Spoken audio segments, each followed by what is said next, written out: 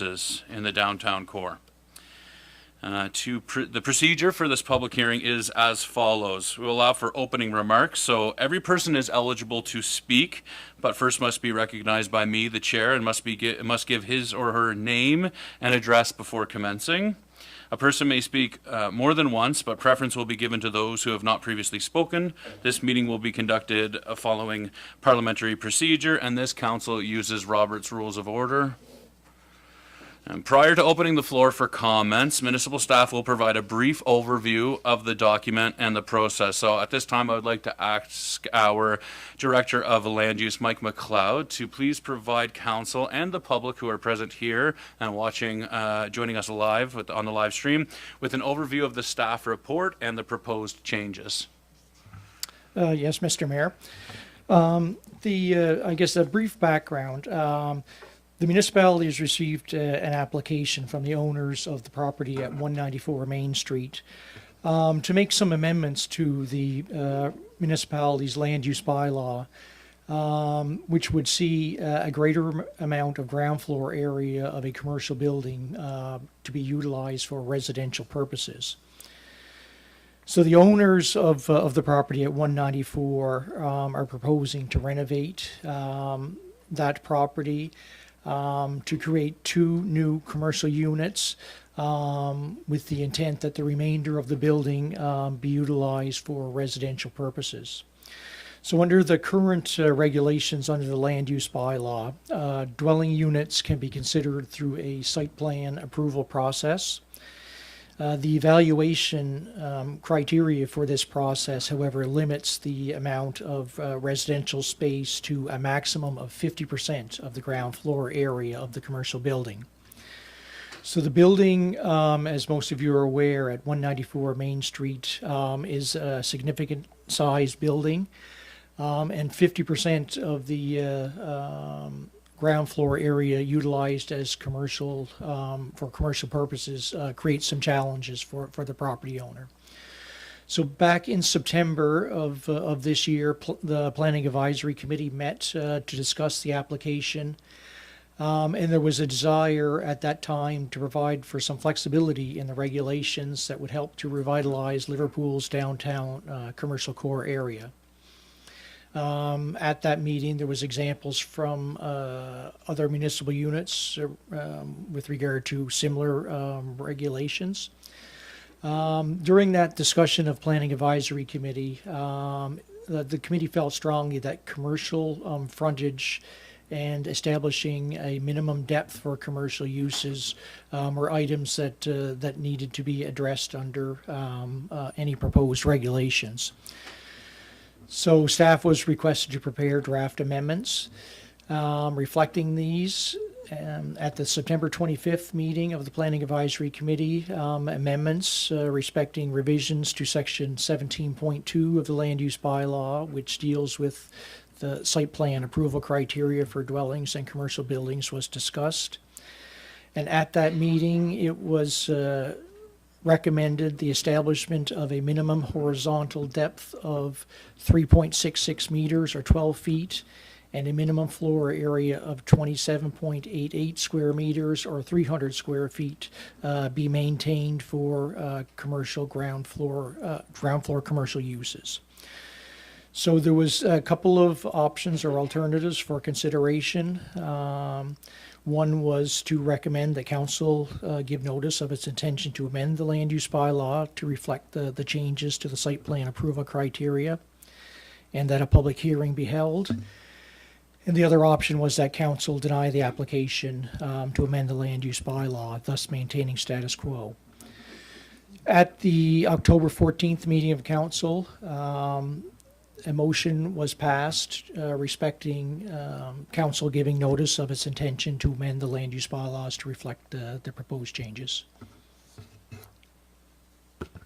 Thank you, Director McLeod. And I see that we are joined here today by the applicant, Mr. Fry. Mr. Fry, do you have any additional comments that you would like to make before I open the floor for public comment? Yeah, please. So, Eric, you had to hit the gray button and then the light will illuminate. There you go. You'd think I would have known that by now. You're rocking and rolling now. Really nothing additional. I just wanted to recognize the hard work of the council as well as the PAC. And we put a lot of work and time and effort into this with Mike and his team. Super appreciative of the opportunity. Don't mean to sound redundant, but just by way of intro, we started our investment in the area 10 years ago with a personal cottage, and since then we've had further investments such as the falls. That was our doing, and that one seems to be a smashing success, which is great. So we're super excited about this opportunity, and again, just wanted to say thank you to everybody for their work, and I'm available. I'll be here for any questions regarding this development. So, thank you. Thank you, Mr. Fry. Okay, the floor is now open for comments. So if you would like to make a comment as part of this hearing, please come forward. Is there somebody who would like? Please come forward. And as this is a hearing, Paul, if you could state your full name and your address, your primary place of residence, please. Thank you. See, Paul even knows how to get the podium where he wants it. There we go.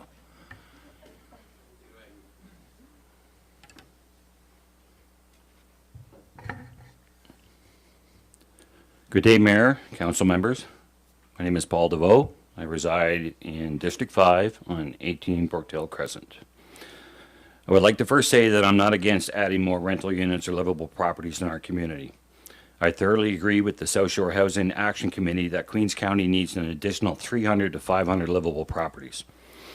As a real estate investor and a landlord myself, I firmly believe that in order to bring rental rates down or stop large increases in rental rates, that we need to build much more and faster. But I do believe that it needs to be done in a calculated and informative way, and not rushed in such a way that it is a huge regret and considerable consequences afterwards that cannot be changed. Before I discuss your decision to amend the downtown core bylaw, I would first like to dispel a bit of either a myth or not fully explained situation. In the past year, 5 separate groups have been in front of this council discussing their projects for housing. Each group mentioned some portion or all that had an affordable housing portion to their projects. While 3 of them were indeed affordable housing, 2 of them lacked full and complete information. Under the CMHC Apartment Construction Load Program, it states that a minimum of 20% of units must be affordable with rents at or below 30% of the median total income of all families in Queens County. For Queens County, that is approximately $70,000 a year.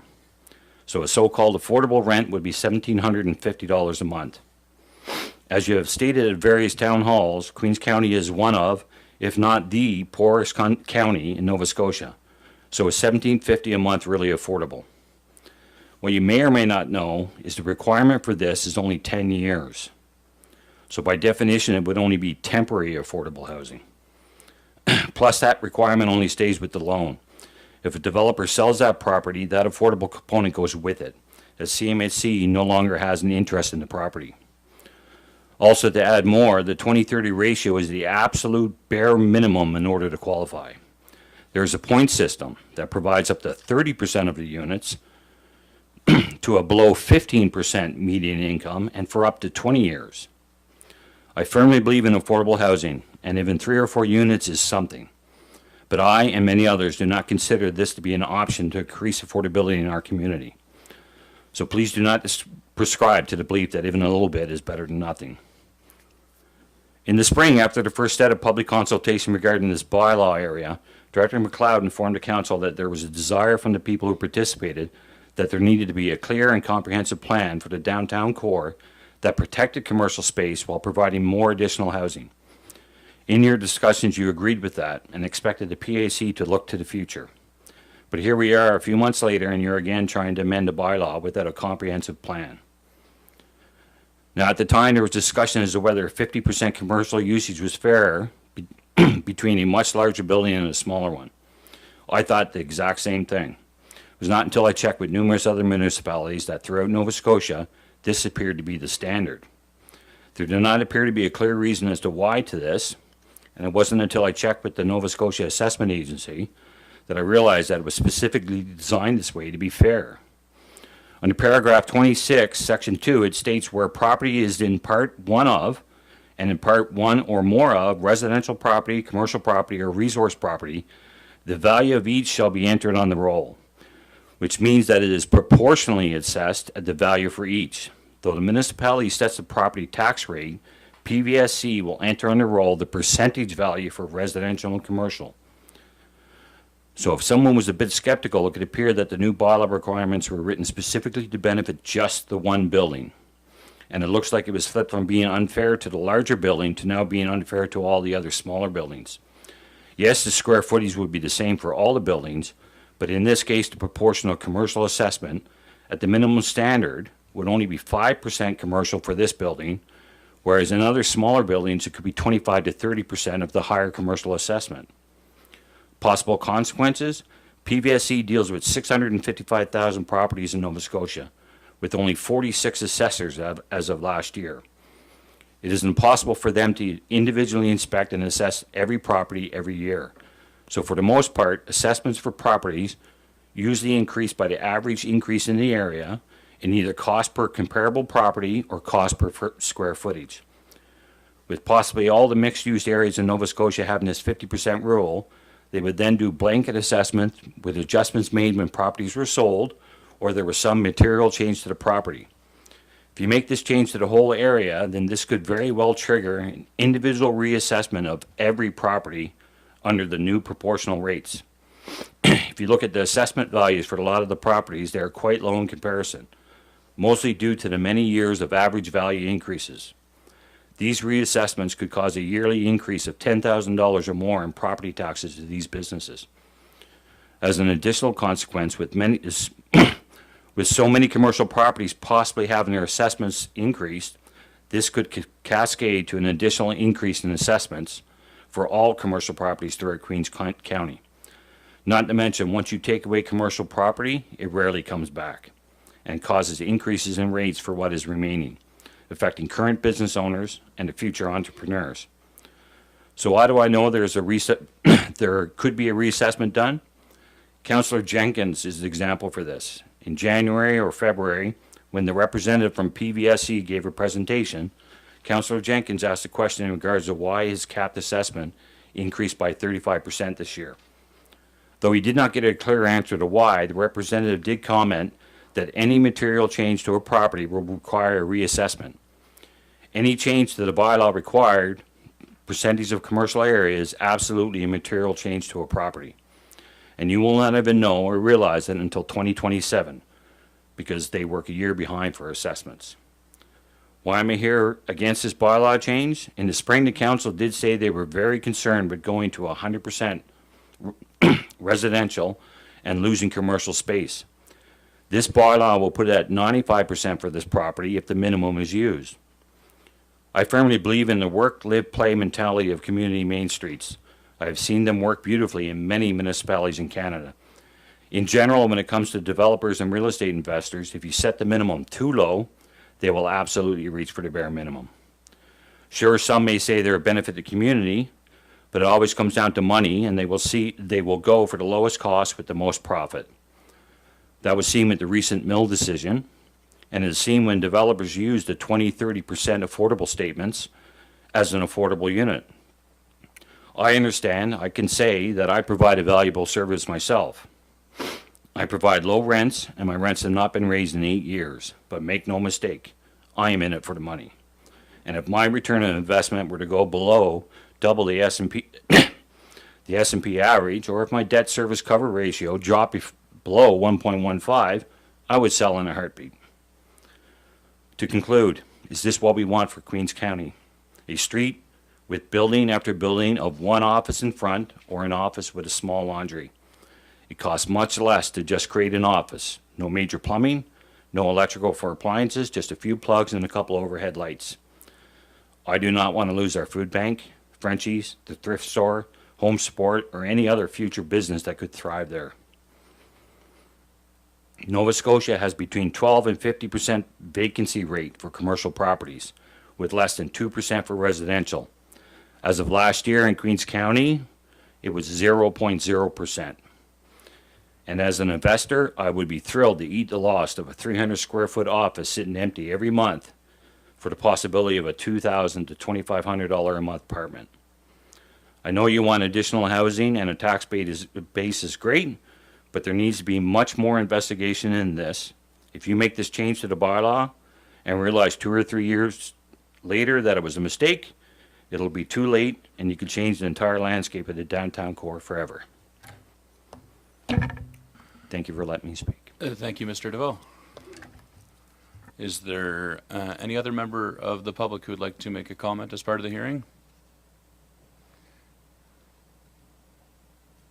So same thing, you have to hit the gray button, the light will come on, and if you could state your name and your address, please.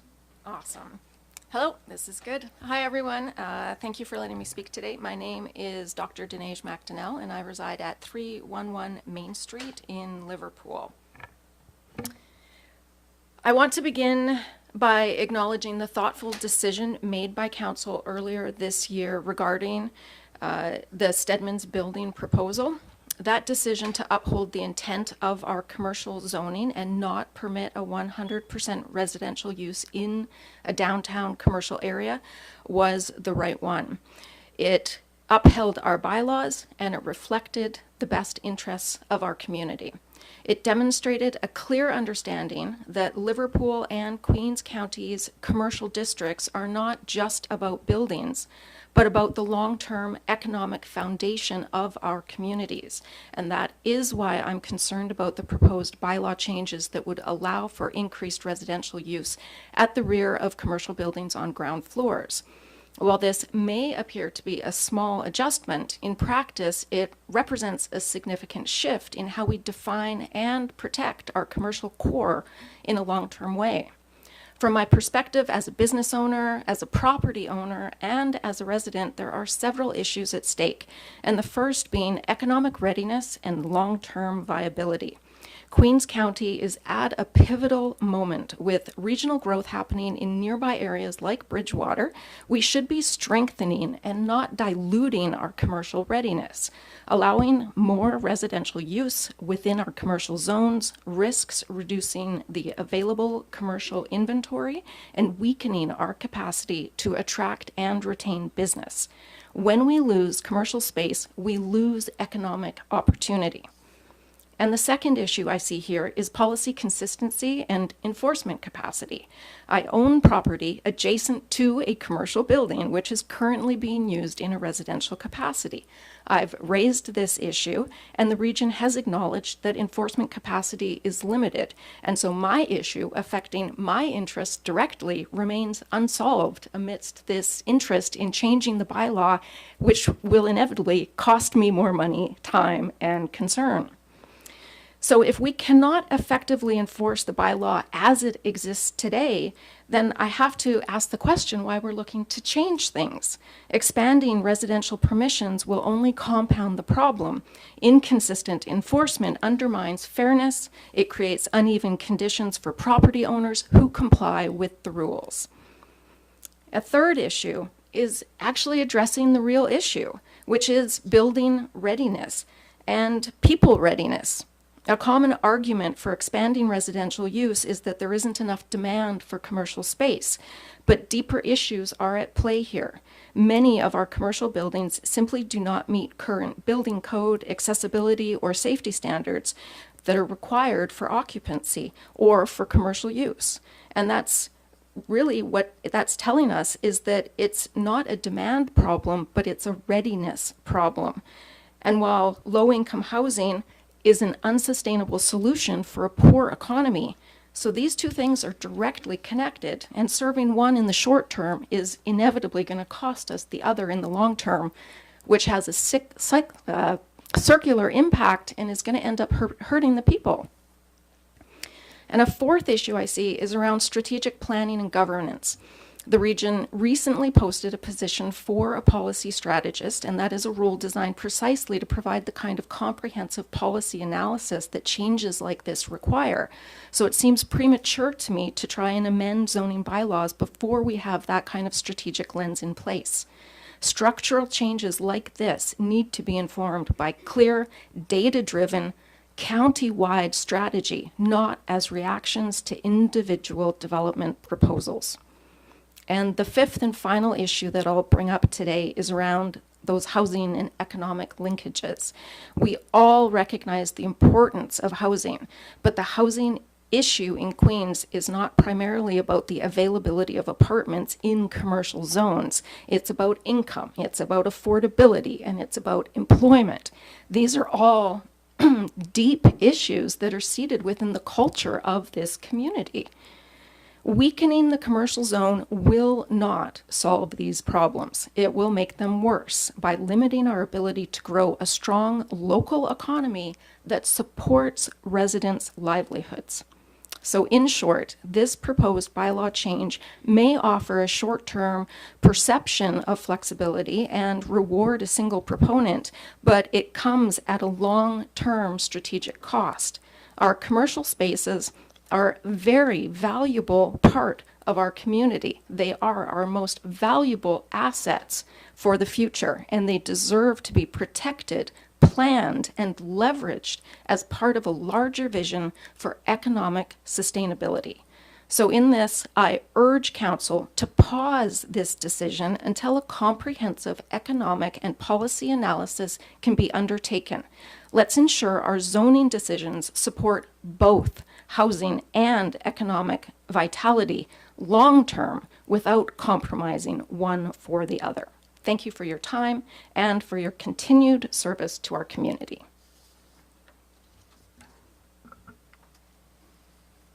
Thank you, Dinesh. Is there anybody else from the public who'd like to make comment as part of the hearing?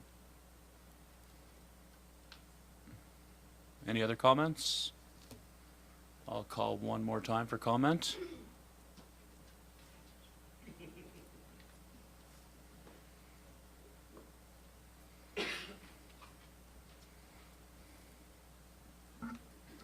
Good morning. My name is Tara Drazina, 49 Main Street. First, I'd like to thank you for the opportunity to engage in this matter. I believe this bylaw provides a solid foundation for the downtown core, but I do have a couple of comments if we're just speaking to the bylaw. First, regarding section 17.2.2, subsection A, that's a section regarding residential, excuse me, residential unit widths. So, Mike, I understand the planning intent behind the provision, maintaining commercial character on the street and preventing oversized residential entrances from dominating the facade. However, this provision is silent on the accessibility compliance. It establishes a maximum width, but does not explicitly require that residential entrances meet provincial building code accessibility standards. It's understood that the building code will prevail at the time of permit application. By clear language about building code compliance would eliminate ambiguity and demonstrate the accessibility and municipal priority. This bylaw will apply to all future mixed developments in the downtown commercial zone, not just a current application. Getting the accessibility language right now will set the standard for all future developments. Second, regarding section 17.2.1, subsection 6, the owner office space restriction. This provision prohibits building owners and managers from occupying ground floor commercial space as office space. This blanket prohibition creates problems. First, it discourages owner-occupied, manager-occupied mixed-use buildings, which are typically well-invested and well-maintained properties. If someone owns a building or manages one and operates a legitimate professional practice, such as accounting, architecture, physician, consulting, this provision prohibits that arrangement. Second, I question whether the municipality has clear legal authority under the Municipal Government Act to regulate who operates a use rather than what the use is. Municipalities regulate land use types and their characteristics, but discriminating against and between identical uses based on ownership arrangements may exceed municipal jurisdiction. I would ask whether staff have obtained legal advice confirming this authority. If the concern is preventing dead frontage or misrepresented uses, then there are more targeted approaches, such as requiring active business hours or defining legitimate commercial activity. That would achieve the goal without prohibiting owner-occupied businesses. Therefore, I'm asking council to direct staff to, number 1, review section 17.2.2, subsection A, clause 2, to explicitly require that residential entrances comply with building code accessibility standards, and that the bylaw refrain from noting specific measurements, but instead to point to applicable legislation. And number 2, reconsider section 17.2.1 subsection 6, either remove the owner office restriction or provide legal justification for the municipality's authority to make the distinction and address the unintended consequences for owner-occupied mixed-use developments. I'll just echo other speakers, and also given the potential implications for downtown revitalization and local business investment, it would be helpful to understand whether economic development considerations were factored into this bylaw. I personally am not clear on whether a specific economic development study or impact assessment examining how these amendments might affect the downtown commercial core was conducted. Thank you for your time. Thank you, Mr. Azina. Anyone else like to speak?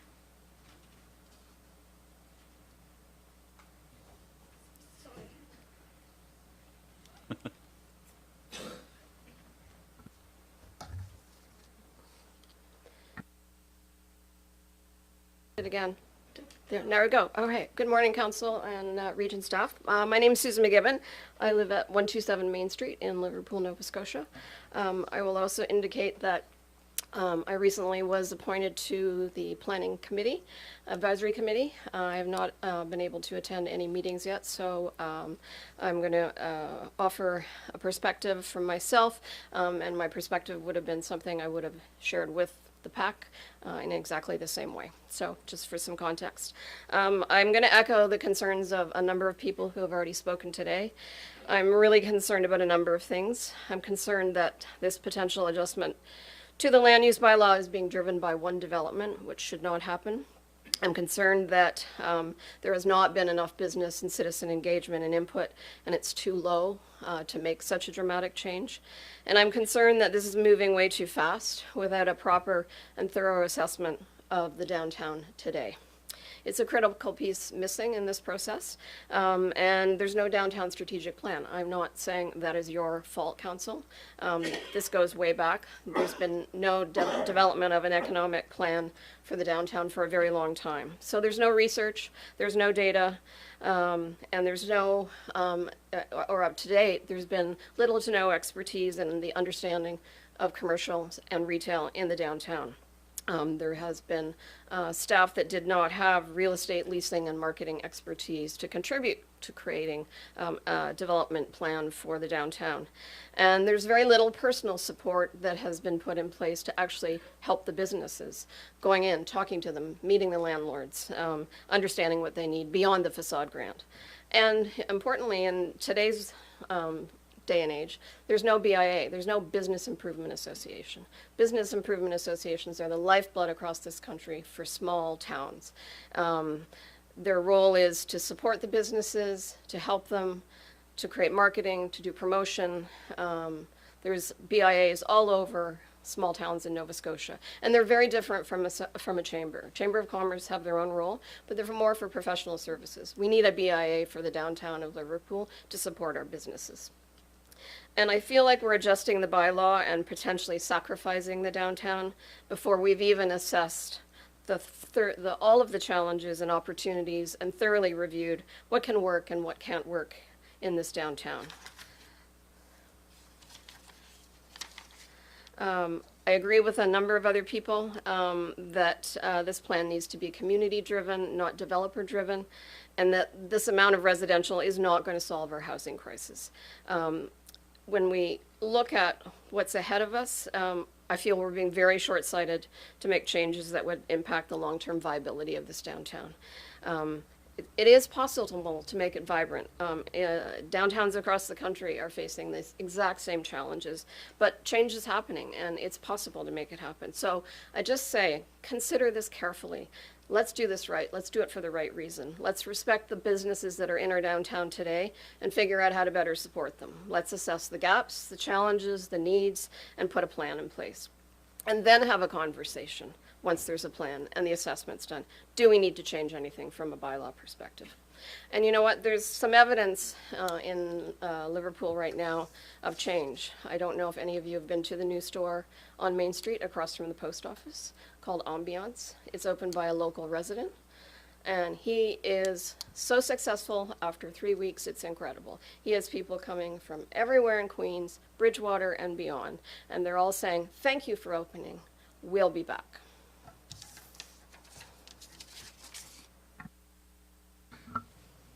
Thank you, Ms. McGibbons.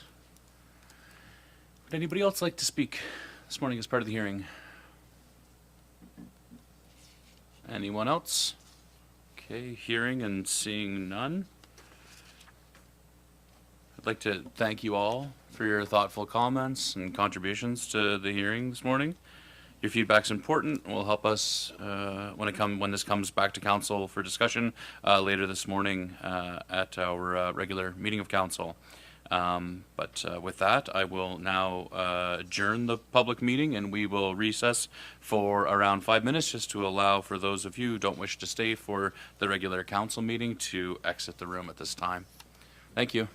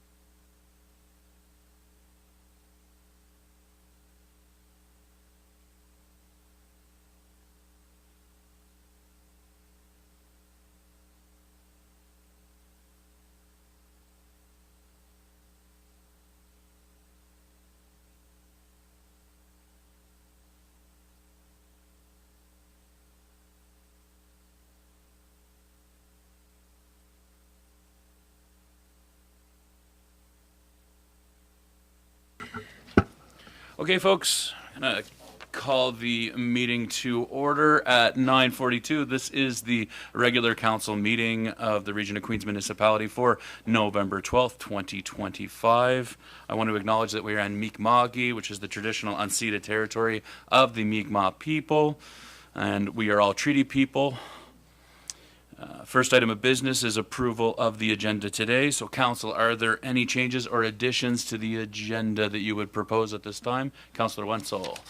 Yes, I'd like to add 13.1, a report from District 3 concerning Main Street and Fort Point. Okay, 13.1 for Councillor Wenzel. Any other additions, council? Deputy Mayor? Thank you. I would also like to discuss the intersection by the high school, College Street Shore Road, by the daycare, as there's some traffic concerns there as well. Thank you. College and Pleasant? College, Pleasant, and then it butts on the Shore Road. I think the part that goes past the daycare would be considered Shore Okay. Road. Okay, great. So 13.2, the Deputy Mayor discussion on the intersection at Pleasant College. And if it's the will of council, I think it would be tidy to also move 8.3, which is concerning the second reading respecting amendments to the land use bylaw, as that's a topic of interest following the hearing today. I'd suggest that we could move 8.3 to come immediately after public comments if it's the will of council. All right. Any other additions or changes to the agenda circulated? I'll look for a motion to adopt the agenda as amended. Moved by Councillor Jenkins. Is there a second to the motion? Seconded by Councillor Carver. All those in favor? Carried and approved. 3.0 is adoption of the minutes for our meeting, our regular meeting of council on October 28th, 2025. Council, are there any revisions, additions, changes to the minutes as circulated for the October 28th meeting? Seeing none, I'll look for a motion to adopt those minutes as circulated. Moved by Councillor Jenkins, seconded by Councillor Merrill. All those in favor? Adopted. That brings us to public comments. So at this point, I'd like to invite members of the public to address council. As we saw with the hearing, I think everybody was present for the hearing, so the posture or the process for approaching the microphone. If you feel more comfortable sitting, any of these 5 microphones will be suitable for you. So is there a member of the community who would like to address council today?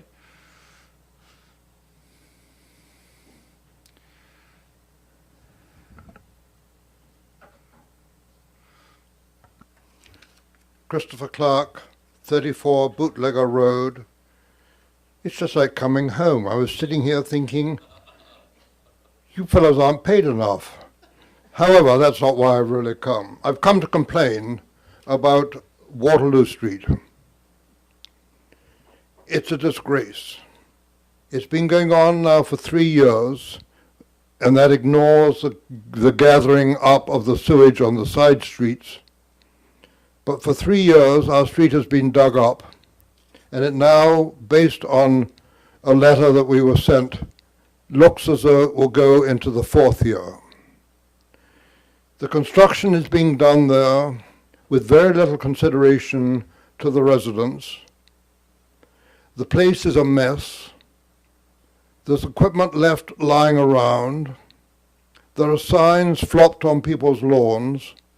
There are pieces of pipe that are just left lying around. Now, I don't for 1 minute criticize the people, the employees who are working there.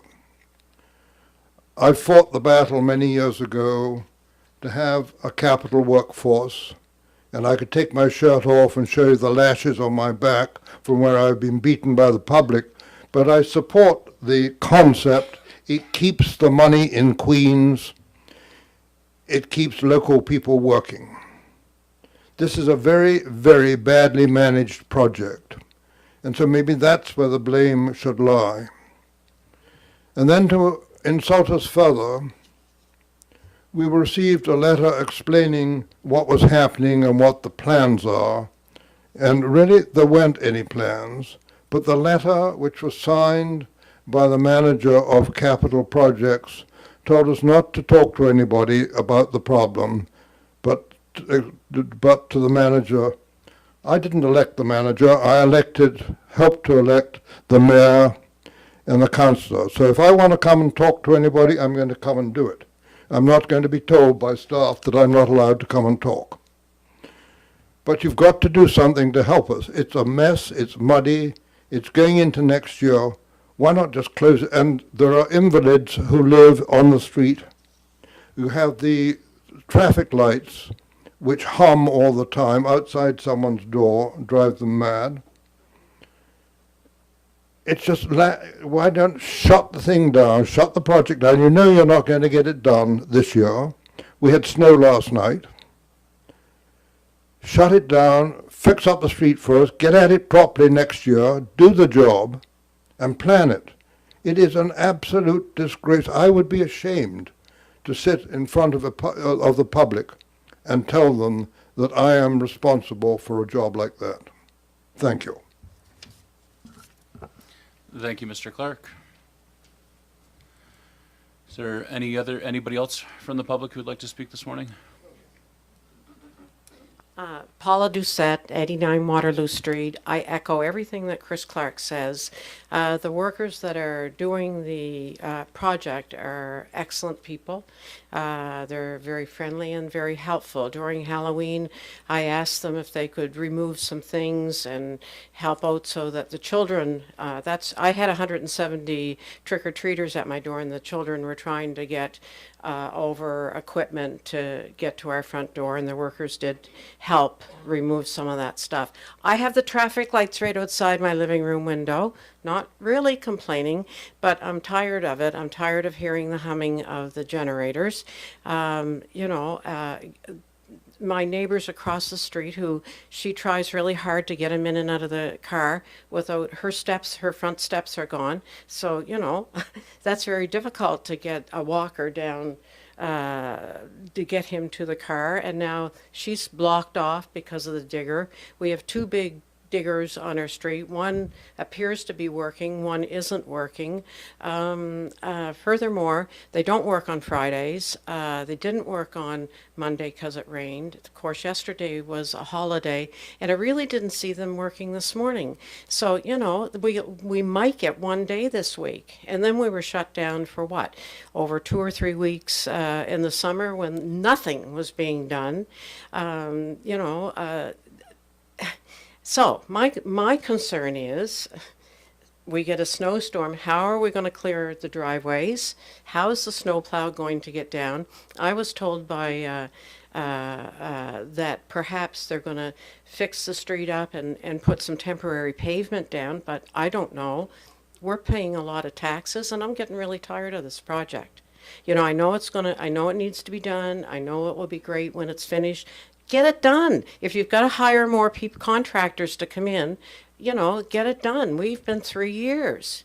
Now we're going into 4, and we're coming into winter. So I think the residents of Queens have been pretty patient, but now we're it's not just me, it's not just Christopher. I've talked to a lot of them. We're tired of it. So we're looking for some help. Thank you.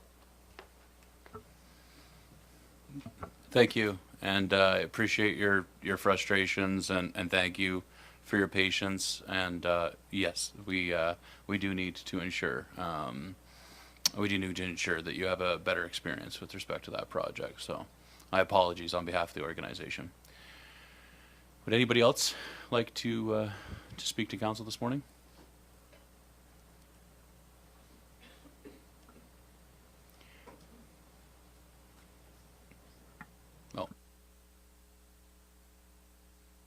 Oh, sorry about that. Thank you very much for having me. My name is Mary White. I'm from 1022 Brooklyn Shore Road in Beach Meadows. Some of you may already know me, others that don't. I'll just give a brief bio that I have lived here since 2012, and I'm a passionate community member. I really want what's best for Queens in the future. regardless of what's best for me. So as part of the Queen's Garden Club and an engaged member of the community, I would like to thank everybody in this room, everybody that was a participant in the recent efforts and the town hall community engagement sessions that were put on in an effort to try to find out what was the most important things for the future of the region. Really appreciated all the effort. I thought it was a great show. I took the time to review the summary of the information that came from that, some of the questions that were published, and I did note that there were a number of questions on there regarding community gardens, food security, and promoting green economic opportunities in the area. So in light of these results, the Queen's Garden Club has invited our neighbors from Shelburne and Barrington to come to our meeting on November the 20th at the library at 6 o'clock to talk about some of the local projects taking place in their areas and why they are so important for the future of our region. The the Queen's Garden Club would like to we'd like to implore that the council, the mayor, the planning advisory committee, and any other interested people attend this meeting and join the Queen's Garden Club and several other like-minded community groups such as Milton, to come and listen to Shelburne Councillor and Director of the Shelburne Community Garden Food Association, Dale Richardson, maybe some of you know him, along with entrepreneur and farmer Matthew from Coastal Grove Farms in Barrington, and Henry Penn.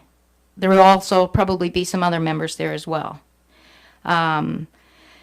These people have been instrumental in the construction of one of the projects in Shelburne recently, which is the geothermal greenhouse project. Shelburne also has a large community garden and food share and are partnering with other institutions and groups to make these things possible in their areas. We'd like you to come and learn how these projects came to be, where the funding and support came from, and how Queens should have these sort of gardening initiatives too in our area. Along with these projects, Matthew from Coastal Grove recently moved here from the United States to start a farm where he's successfully growing saffron and tea, among other things. I'm saying this because I want you to realize what is possible in this area, things that people never thought were possible. The Queen's Garden Club believe that recognizing the importance and expanding the definition of Queen's agricultural identity is imperative to at least 3 of the 4 strategic priorities you recently identified in the region. The green economy, community gardens, and food security for the future are all very, very important things. They help with economic development. If you look only 2 hours from here in Kings County, you can see exactly what agriculture does for that area. We have the opportunity to do the exact same thing here, if you just put some money into green initiatives. Environment and infrastructure, well, a lot of people at those meetings and a lot of people in my area definitely are interested in what we're going to do for the environment and infrastructure. And green initiatives definitely should be part of that. But if you don't push them, people won't come. If you say we're going to make this into a green area, we want green initiatives, people like that will come. But you have to tell them or they don't know what you're into. The third and most important, probably most important one, strategic priorities that this addresses is community wellness. This, I believe, is the foundation for everything. If you don't have a community that is in good physical, mental state, they are unable to support your initiatives. They can't, if they don't eat right, because we have food security issues, they cannot be their best. It's also becoming generational problems. I heard this from a lady who works at the food bank recently, who is telling me that our food problem is becoming very, very generational. It's something that we need to look into. We can stop these things. We need education. We need support. We need to go in a different direction. Yes, housing is very important, but a lot of people don't have what they need for housing because of things like food insecurity. Okay, they can't afford to eat and live. So it's a problem that goes hand in hand with the things that you're addressing today and in the future. So again, I would really like to take the opportunity and hope that some of you, maybe all of you, will show up at that meeting at the library, hear what the other communities are saying, what's possible, and how we can get on board with those initiatives and do something to help our population in the future. This is what's going to make us affluent and keep us affluent, is what you see outside. Not mills, not fish farms, not anything like that. Thanks very much. Have a good time. Thank you, Ms. White. If you could hit the gray button again there, thanks very much. So I will make you aware that November 20th, I thank you very much for your ongoing advocacy efforts. And for it sounds like a very exciting meeting. So we'll see who we could get there to represent the region of Queens Municipality. That is the same evening that the Lunenburg Queens Business Excellence Awards is taking place. So certainly not I won't be there, and not all of council will be there. But we'll see if we can't have a representative from the region of Queens at attendance at what sounds like a very valuable meeting and opportunity. But thank you very much. Is there anybody else like to address council this morning? We got almost all of you. Okay. I'll ask one more time. Would anybody else like to address council this morning? Okay. Okay, thank you very much. We value your input. So with that, we will move to 8.3, business item 8.3. So I'll invite Director McLeod back up. Please and thank you. So 8.3 is the business item concerning a second reading respecting amendments to the land use bylaw for dwellings in commercial buildings, for which we had the hearing this morning. And so, Director McLeod, if you just want to provide, I mean, at the risk of being redundant, a very high-level overview of this item and maybe specific to the proposed bylaw here. Absolutely, Mayor Christian.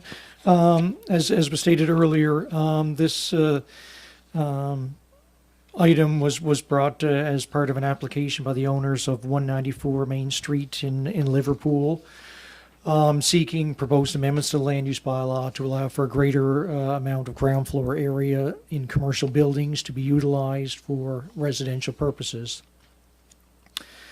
Under current regulations, residential units and commercial buildings are considered through a site plan approval process, which limits the amount of residential usage to our commercial usage to 50% of the ground floor area of the building. This was discussed at Planning Advisory Committee on numerous occasions over the summer and into the fall. In September of this year, Planning Advisory discussed the need for flexibility in the regulations as a means to help to revitalize Liverpool's downtown commercial core area. A couple of the items that the Planning Advisory Committee felt strongly that needed to be incorporated within any proposed amendments was a requirement to maintain a minimum depth of commercial space and to maintain commercial frontage within the downtown area. Council at the September meeting recommended moving forward with proposed amendments to the land use bylaw, which would see incorporation of a minimum horizontal depth for commercial businesses, as well as maintaining a minimum floor area for commercial uses fronting on streets in downtown. So with that, the proposed amendments that were drafted are itemized under section 17.2 of the land use bylaw, the site plan approval provisions which deal with dwellings in commercial buildings. The proposed amendments include dwellings located on the ground floor of commercial buildings shall be located to the rear of commercial uses. Ground floor commercial uses shall extend across the full width of the building facade, from which the building gains its principal access, excluding entrances for the residential uses, of course. In the cases for through lots, which are lots which have frontage on two streets, that the frontage on Main Street shall be deemed as principal access. On corner lots, the ground floor commercial uses shall wrap around the corner from the front lot line along the flankage lot line to a minimum distance of 5 meters or 50% of the building depth, whichever is less. Ground floor commercial uses shall maintain a minimum horizontal depth of 3.66 meters or 12 feet from the front facade, which the building gains its principal access and is measured perpendicular to the outside wall of that facade. Ground floor commercial uses shall maintain a minimum floor area of 27.88 square meters or 300 square feet per unit. Ground floor commercial uses fronting on the street shall not be occupied as office space by the owners of the building or building manager. In buildings constructed after May 24th, 2022, ground floor residential uses shall have floor to height of not less than 4 meters. And as well, this item has not changed from current regulations, is that the following site plan approval shall apply to dwellings and commercial buildings permitted through the site plan approval process. No development permit shall be issued for a development that is inconsistent with these criteria, in addition to the other requirements of the land use bylaw, that being access. Entrances to residential uses shall be separate from the entrances for other uses, and that residential entrances shall not exceed the width of 2 meters on the front facade.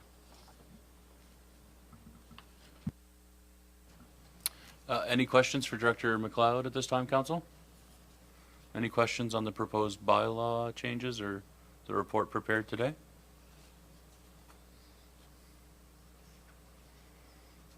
No, I have a couple questions. Director McLeod, in the public hearing pertaining to this proposed bylaw change, was identified that 17.2 subsection 6, the item that speaks to the limitation for use associated with the building of the owner or the property manager. I want to know from your perspective, are you comfortable that we have the legal authority to include such a provision in this bylaw? I guess that item was not vetted through our solicitor. It's not, I guess, wouldn't be typical item to include as provision, so I can't say 100% that we have authority for that item. And I believe in attending the Planning Advisory Committee where that item was discussed, that provision came from examples pulled from other jurisdictions, did it not? I don't recall whether that was one. I know it was an item that was brought up by members of the Planning Advisory Committee for inclusion. In that, I guess the intent is that the required commercial space, I guess not be utilized by the building owner for their own purposes and not to create, I guess, viable or usable commercial space. So I don't recall whether that was actually something from other examples of other municipal units. I think it was just something that was brought up by PAC. In our previous discussion at PAC, I recall Councillor Jenkins bringing that up, and I believe it was something that was in the HRM bylaw. Would you like to speak to that?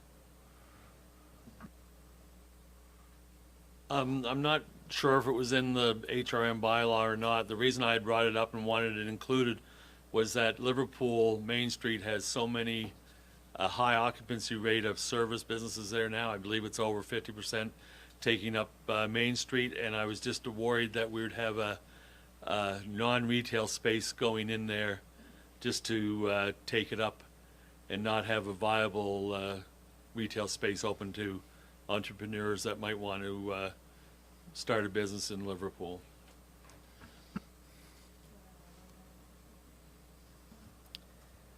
Also, just, yeah, to that point, the concern when this first came forward and it had several discussions, first started off as 100% residential, then we came to where we are today.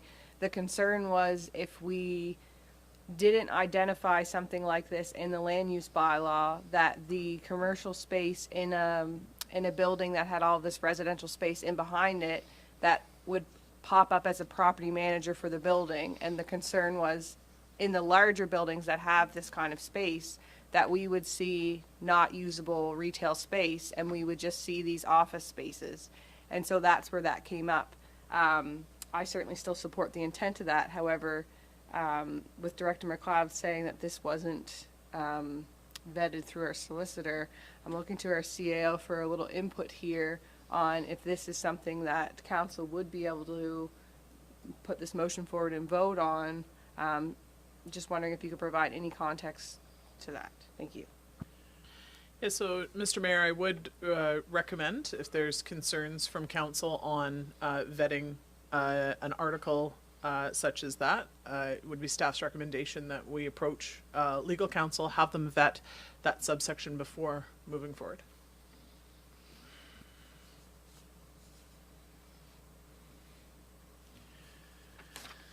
Okay.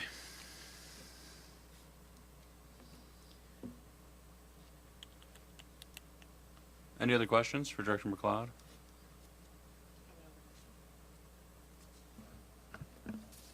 Procedurally, if this is something that we need to table until we can get the advice of the solicitor, if we were to table this, we've had the public hearing, so this item would come back as a business item. It wouldn't come back with the second public hearing. Is that correct? Yes, Mr. Mayor, that's correct. And if I could just ask another question, which maybe, I don't know if we really need to continue to ask questions about this if we're going to table it. I haven't heard from other folks. Not sure what the mayor thinks, but just in regards to Mr. Zina's comment about the residential width on the front facing of Main, and I certainly understand that the building code prevails there. Is it common for land use bylaws to reference that, or is that not typical? I just wanted to know that you could clarify that we are going to be meeting accessibility requirements, even though it's not connected to this specifically the way that this reads in the bylaw. Thanks. Yes, and any changes to the building, and obviously this building or any other where entrances have to be separate, building permits are going to be required. National Building Code regulations, Nova Scotia Building Code regulations are going to have to be met through the building permit process. So it's not something we would typically include. It is part of requirement outside of the land use bylaw. So any renovations, construction necessary to meet the requirements of the site plan approval criteria would have to be satisfied under the building permit process. So sorry, just procedurally, because my understanding, so if we were to substantively alter the provision in 17.2 subsection 6 to either take that subsection out of the proposed bylaw or to substantively amend it, would that not simulate a process whereby we'd have to entertain a first reading of this bylaw again and then go through public notice and then a second reading of the bylaw?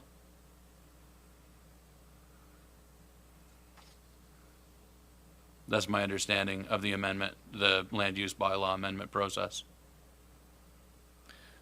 I guess what has been proposed and what has been distributed is I guess including obviously that requirement for office space. So to change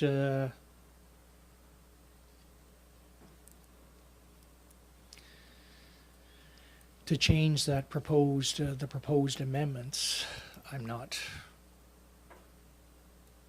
where this is giving second reading, I expect that that's would require a reset. But I'll Right. perhaps defer that to our CIO if she's. That's my understanding. Yes, so Mr. Mayor, if we're talking about material changes to or substantive changes to the proposed bylaw, then yes, we would look to we would look to return for potentially first reading, and would have to verify if it's first reading and a public engagement process again. So staff would be pleased to take that away and confirm for council.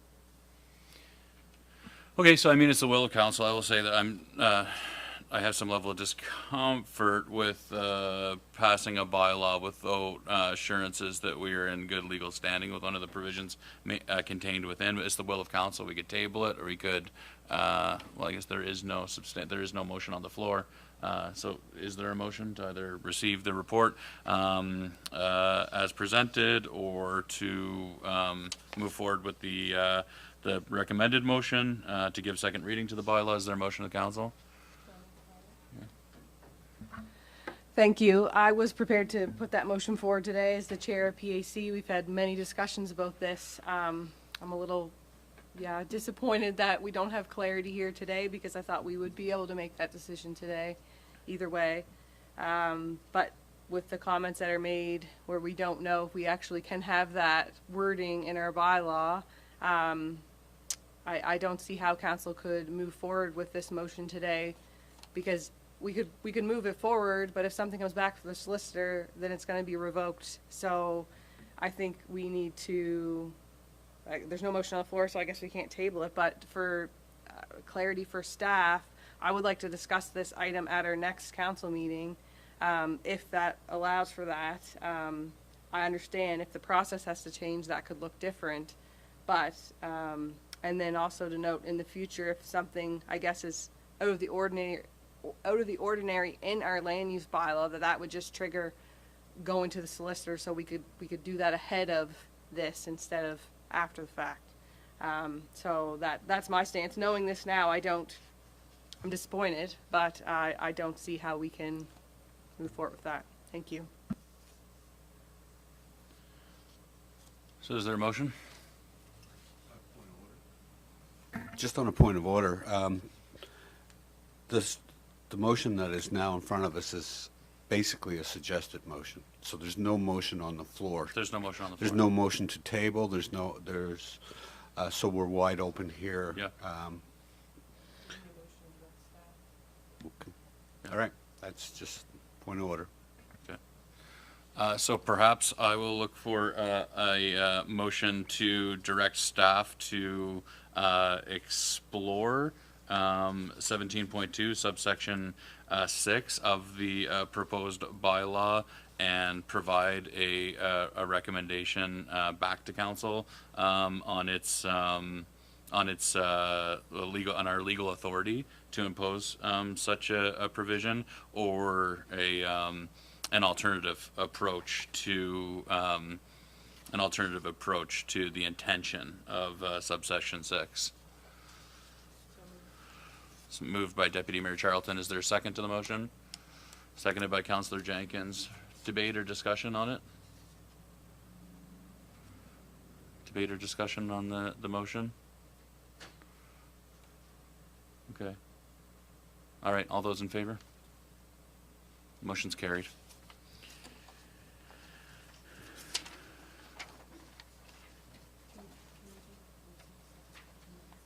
Okay. Yep, so some members of council have requested a brief recess prior to moving forward with delegations and presentations. So I will call for a brief recess and look to reconvene at around 10:20. Thank you.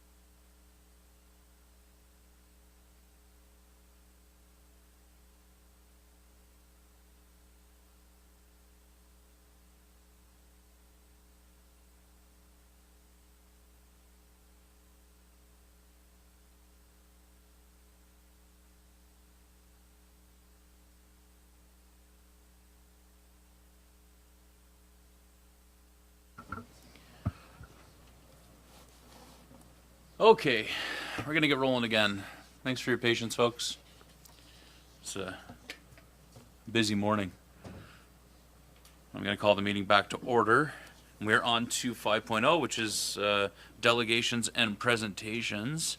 And so I am excited for 5.1, which is the introduction of our Deputy Chief Administrative Officer, which is a new role for the organization, and we are very pleased to have that position filled. And I'm going to turn it over to CAO Thorpe to provide an introduction to our new Deputy CAO. Thank you, Mr. Mayor. And I would like to continue passing on to our Director of People and Culture, who would be thrilled to make the introduction. Absolutely thrilled. Good morning, everybody. So, welcome, Patrick. Patrick comes to us with over 10 years of experience with municipal world.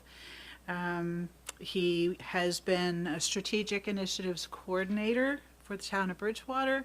He's been the manager of community attraction and communications for approximately 8 years.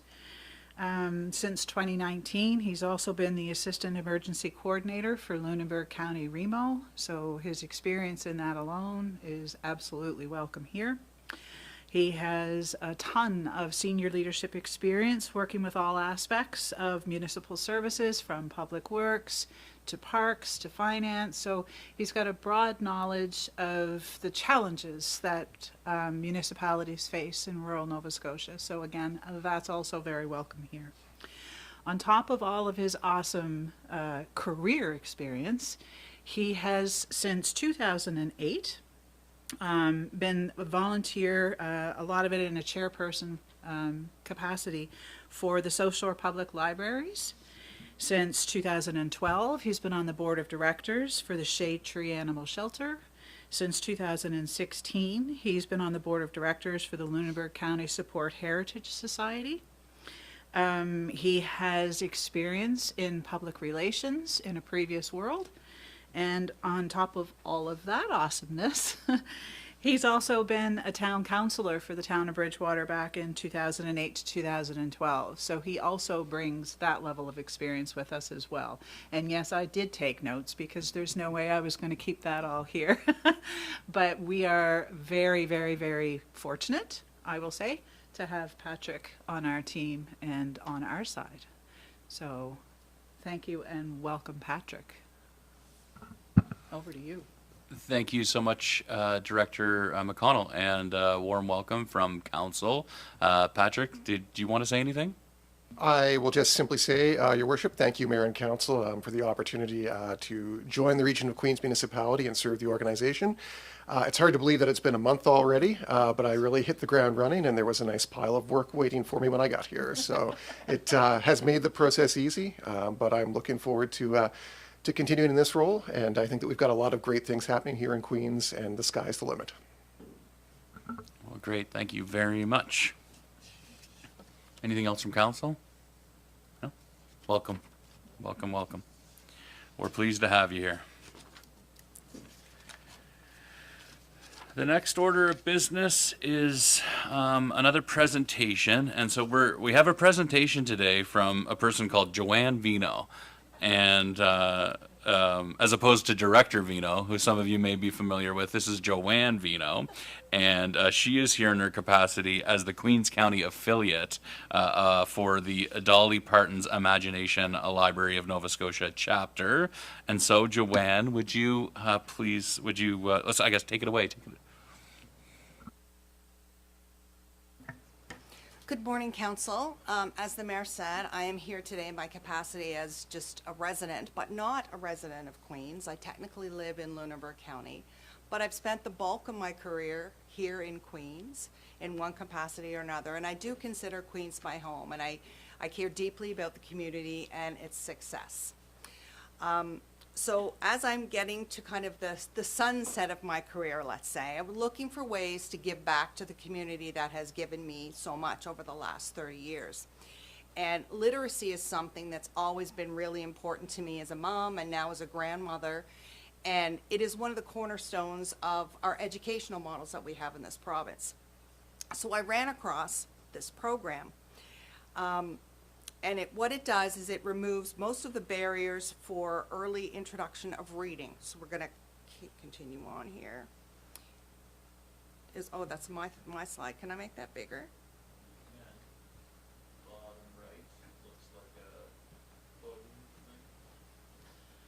So you just say from click there. There we go. Perfect. So Dolly Parton's Imagination Library is the flagship program of the Dollywood Foundation of Canada.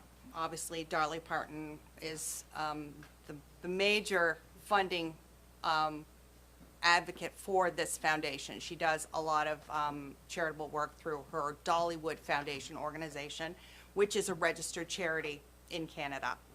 The Imagination Library, dedicated to inspiring a love of reading by gifting free books to children from birth to age 5, helping them build a foundation for lifelong learning. The Imagination Library is made possible through the generous support of Dolly Parton herself, alongside contributions from local program partners, we'll talk about that a little bit later, in the United States, Canada, the United Kingdom, Australia, and the Republic of Ireland. So those countries are the countries where this program is currently in operation. So it started in 1995, so it's well established, and this program spans 5 countries and gifts over 3 million free, high-quality, age-appropriate books each month to children around the world. So there's never a charge to families who participate in this program, and it's open to all children under the age of 5. This program is not currently available to our children in Queens County, and that shocked me, but we're going to change that. So I, as administrator, have signed a memorandum of agreement with the Dollywood Foundation in June, and I've been granted affiliate status, and now the work begins. How the program works is that I myself, as the affiliate, and my team are in charge of raising money through local program partners. So we will go to different community groups and our charitable foundations and ask for donations of support for this program. All of that money is siphoned directly to the foundation in Ontario. We do not have to manage any money here in Queens at all. It goes directly to them, the people who have donated so generously will receive a charitable donation, registered charitable donation tax receipt for tax purposes. And what happens is, once we have enough money raised to fund at least a year, we will start enrolling kids. I, as the head of the affiliate, will receive all of the enrollment forms, and I enter them into a portal. And that portal is uploaded once a month to the foundation in Ontario, and they mail those books. So every child who is in the program gets a book mailed to them every month with their name on it. I don't know about all of you, but when something came in the mail for me when I was a kid, I was pretty happy with it. And this is a book. The first book they all get is The Little Engine That Could, which I think is awesome, because this program started as The Little Engine That Could. So millions and millions of books have been given out to kids all over the world, and I think that our kids here in Queens deserve to be part of this program. So how we're going to do it, my team and I have discussed it. We're going to reach out to the South Shore Regional Library. I've already talked to Ashley, who's our executive director, and she's absolutely on board to support it. We're going to have some applications there for them. I'm going to reach out to Community Service, Queens County Daycare, the schools, because even though once the kids are in school, they're too old for the program, they all have siblings, or some of them do, and those siblings may qualify. So we're going to use and maybe some of you also could be good community advocates for us to get out there, and the more the better for us. I would be lying if I said I wasn't more focused on people who are perhaps not getting the exposure to reading as some. Maybe they're more financially challenged, or they have, issues at home that they don't get a chance to go to the library. So we'll be looking to get as many of those kind of kids as we can, because the books that are provided are age appropriate, which means that they're of the literacy level of low. Like if you have a baby, for example, they're going to be very easy to read. So my hope is that we're going to get then parents that are going to try to read these books. and that will help parents that were perhaps having some literacy problems, or perhaps when their children come home from school, they're already at a level of literacy that they don't feel comfortable reading in front of their kids. So I see it as a potential for a cultural shift at no cost to the families that are participants. So the fundraising goals that we have, Statistics Canada has estimated that we have 300 children in our community who would qualify for this program.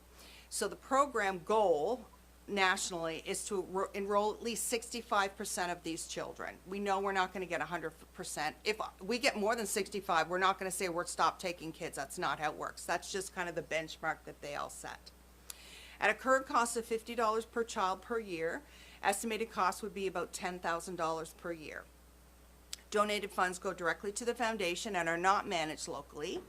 So local affiliates must raise separate funds to pay for costs associated with enrollment.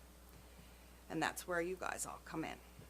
So because no funds are managed locally, the request of the Council of the Region of Queens Municipalities to provide in-kind support for this program. To remove as many barriers to access as possible, we would like to have enrollment forms with pre-addressed and stamped envelopes in all of our local enrollment centers. So if someone comes into the library, they have all of these things ready. The library staff can help them complete it. It goes in the mail. It's already got a stamp on it, and it comes to me. So those kids go on my list. The same as at the daycares. We'll have them there to give out so that the people that work there know who have siblings at home, or even the ones that are there. All of those things that, we will be able to get into online registration later, but that's also a barrier. So I think starting off, my team and I discussed it, and we thought the best thing to do right off the ground was to just get those pre-stamped envelopes with the forms out there in all of the centers to get the momentum going. So the request of the council is that a credit of up to $3,000 per year be provided to the organization for this purpose. Use will be monitored by staff and disclosed in quarterly reports. I would also ask that because we have to outreach to our potential local program partners, and we're going to start that soon, our account actually already has $2,000 in it, so I'm very proud of that. These organizations will be asked to provide funding. A letter of support from the Region of Queens would be a great addition to our funding request package. Any questions? Thank you, Joanne. Yeah, any questions for Joanne? I have no questions for Joanne, but I just want to say I am 100% behind this initiative from a parent that was lucky enough to have a wife that would sit down through the day and read to my daughter. When she started going to school, my daughter ended up sitting and reading with children who didn't have that opportunity. And I'm 100% in support of this. It's a start. It's a good start for the children. When they get to school, they know the words and they know many things, and they can actually, it even helps with the social aspect and the discussions that they will have at the school when they attend. So in closing, 100% in favor of it. Anybody else? Councilor? Go ahead, Deputy Mayor. I love this, and when I was going over the presentation, in my mind I was thinking, I wonder who's presenting this. I had no idea it would be Joanne, and we could have had a lot of fun with this. I could have gave you a dolly up to this morning, had I known. Just going to throw that out there for next time. But thank you for this. This is really great, and yeah, I think it's awesome that you brought it to us, so thanks. I love it too. Sorry. I love it too. Actually, I looked into this with my first grandchild, but it wasn't available in Canada at the time. So I get her the books, and that's my Christmas gifts and stuff. My mother would cry when she saw me coming home from school with the book order. Yeah. The Scholastic book orders that we used to get, because I wanted every book on there. Yeah. And we couldn't afford that. But no, I think this is awesome. Awesome. Yeah. Yes, my wife used to go up to the WIC water years ago, and to be able to sit down with people who had special needs in particular and get them to read and help them to read. And it's so satisfying to see when you see the level of reading come up when they get their confidence from reading, and how it makes confidence in life. So 100% behind this. Yeah, thanks very much for your presentation. I think that this is an amazing initiative. It's very well aligned to our commitment and our priorities around community wellness and supporting our youth and our young children. And so and congratulations. Did you say you already have $2,000 raised? That's fantastic. Obviously a worthy cause. And so the ask is twofold. It's $3,000 of in-kind support to support the distribution of the materials, and then a letter of support from me as the mayor of the Region of Queens Municipality. And so is there a motion with respect to those asks? Deputy Mayor Charlton? I move that the Council of Region of Queens Municipality provide in-kind support for the Queens County affiliate of the Dolly Parton Imagination Library in Nova Scotia through the provision of a credit of up to $3,000 per year for Region of Queens Municipality to provide pre-addressed and stamped envelopes for affiliate partners to distribute to local eligible families, with municipal staff providing quarterly reports on use, and that a letter of support from Mayor Christian on behalf of the Council of Region of Queens Municipality be provided to the Queens County affiliate to include in their funding request package distributed to local organizations and program partners. Is there a second to the motion? Councillor Roy? Debate, discussion, further comment? Okay, I'll ask the question. All those in favor? Motion's carried. Thank you, Joanne. Thank you, Council.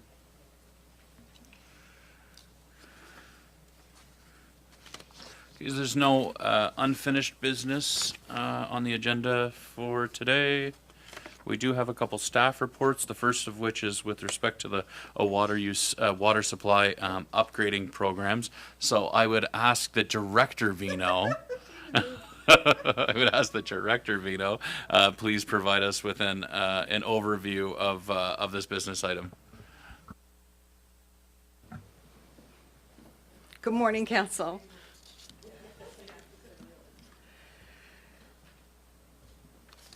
So as you all know, we've been experiencing significant drought in this province over the last number of months. And the CAO and I, one of our meetings, probably 6 weeks ago now, unfortunately, she had asked me to start gathering information regarding programs that are offered by other municipal units about helping with financing or for new water or wastewater programs and what's offered around the province. So I have summarized those programs in your the staff report that's in front of you.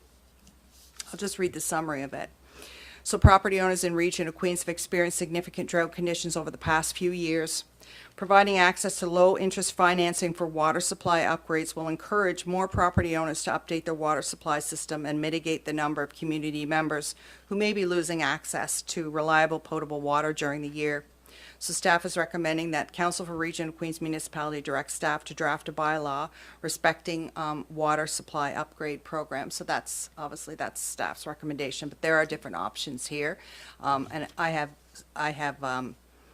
there are a lot of details that need to go into the bylaw, but I guess staff's really looking at this point for your direction moving forward is as to whether you would like us to proceed with the drafting of the bylaw or not. Any questions for Director Vino at this time on the staff report? Councillor Jenkins? In your notes, you mentioned that the municipality would hold first lien on the property for this. What happens if a bank holds the first lien on the property? Where does the region stand with that? I believe the region is always second to the bank.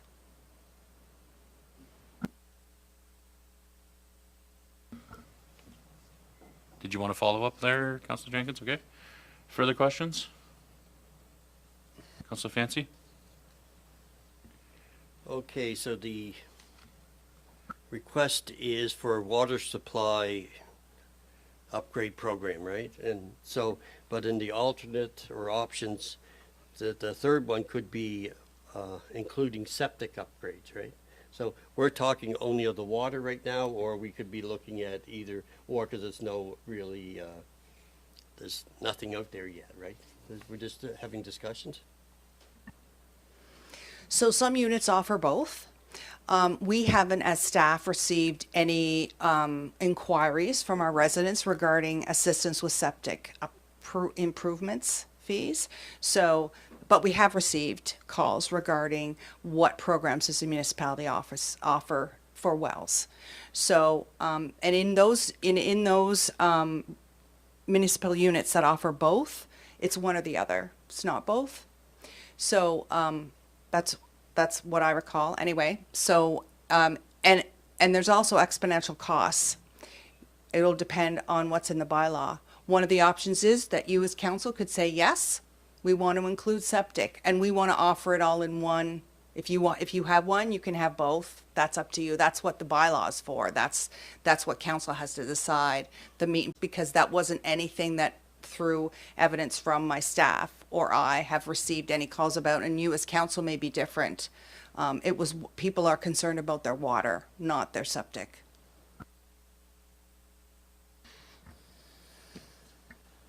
I do have one more question. Is would we be including the install of the pump and water tank at the same time? Because I know from experience that the drilling the well is just one cost, and it could cost prohibitively cost the homeowner the money to put the pump and the tank in. So if we're going to go ahead with this, I think it should include the total system and not just the drilling of the well. Staff will certainly take that under advisement, and I think the bylaw, when it comes forward, we'll have to go through a couple of drafts to work out that information. For example, most of the municipal units that I read over do include that, not the tank, I haven't heard that, but the cost to get the water from the well to the house. But there's such a range between the amount of money that can be financed. And you know, the cost of drilling a well these days is not $10,000 anymore. And then there's the cost of the plumber and the cost of any kind of landscaping piping that has to be done. So all of those things will be brought up during the bylaw process, because you as council will have to decide, are you satisfied with providing $10,000 of assistance, or would you like to provide $30,000 of assistance, or perhaps more? Because all of those things depend on how much money you are willing to loan at a low interest rate. Are you going to cover the whole bill or part of the bill? That's a council decision that will be made through the bylaw process, is my understanding.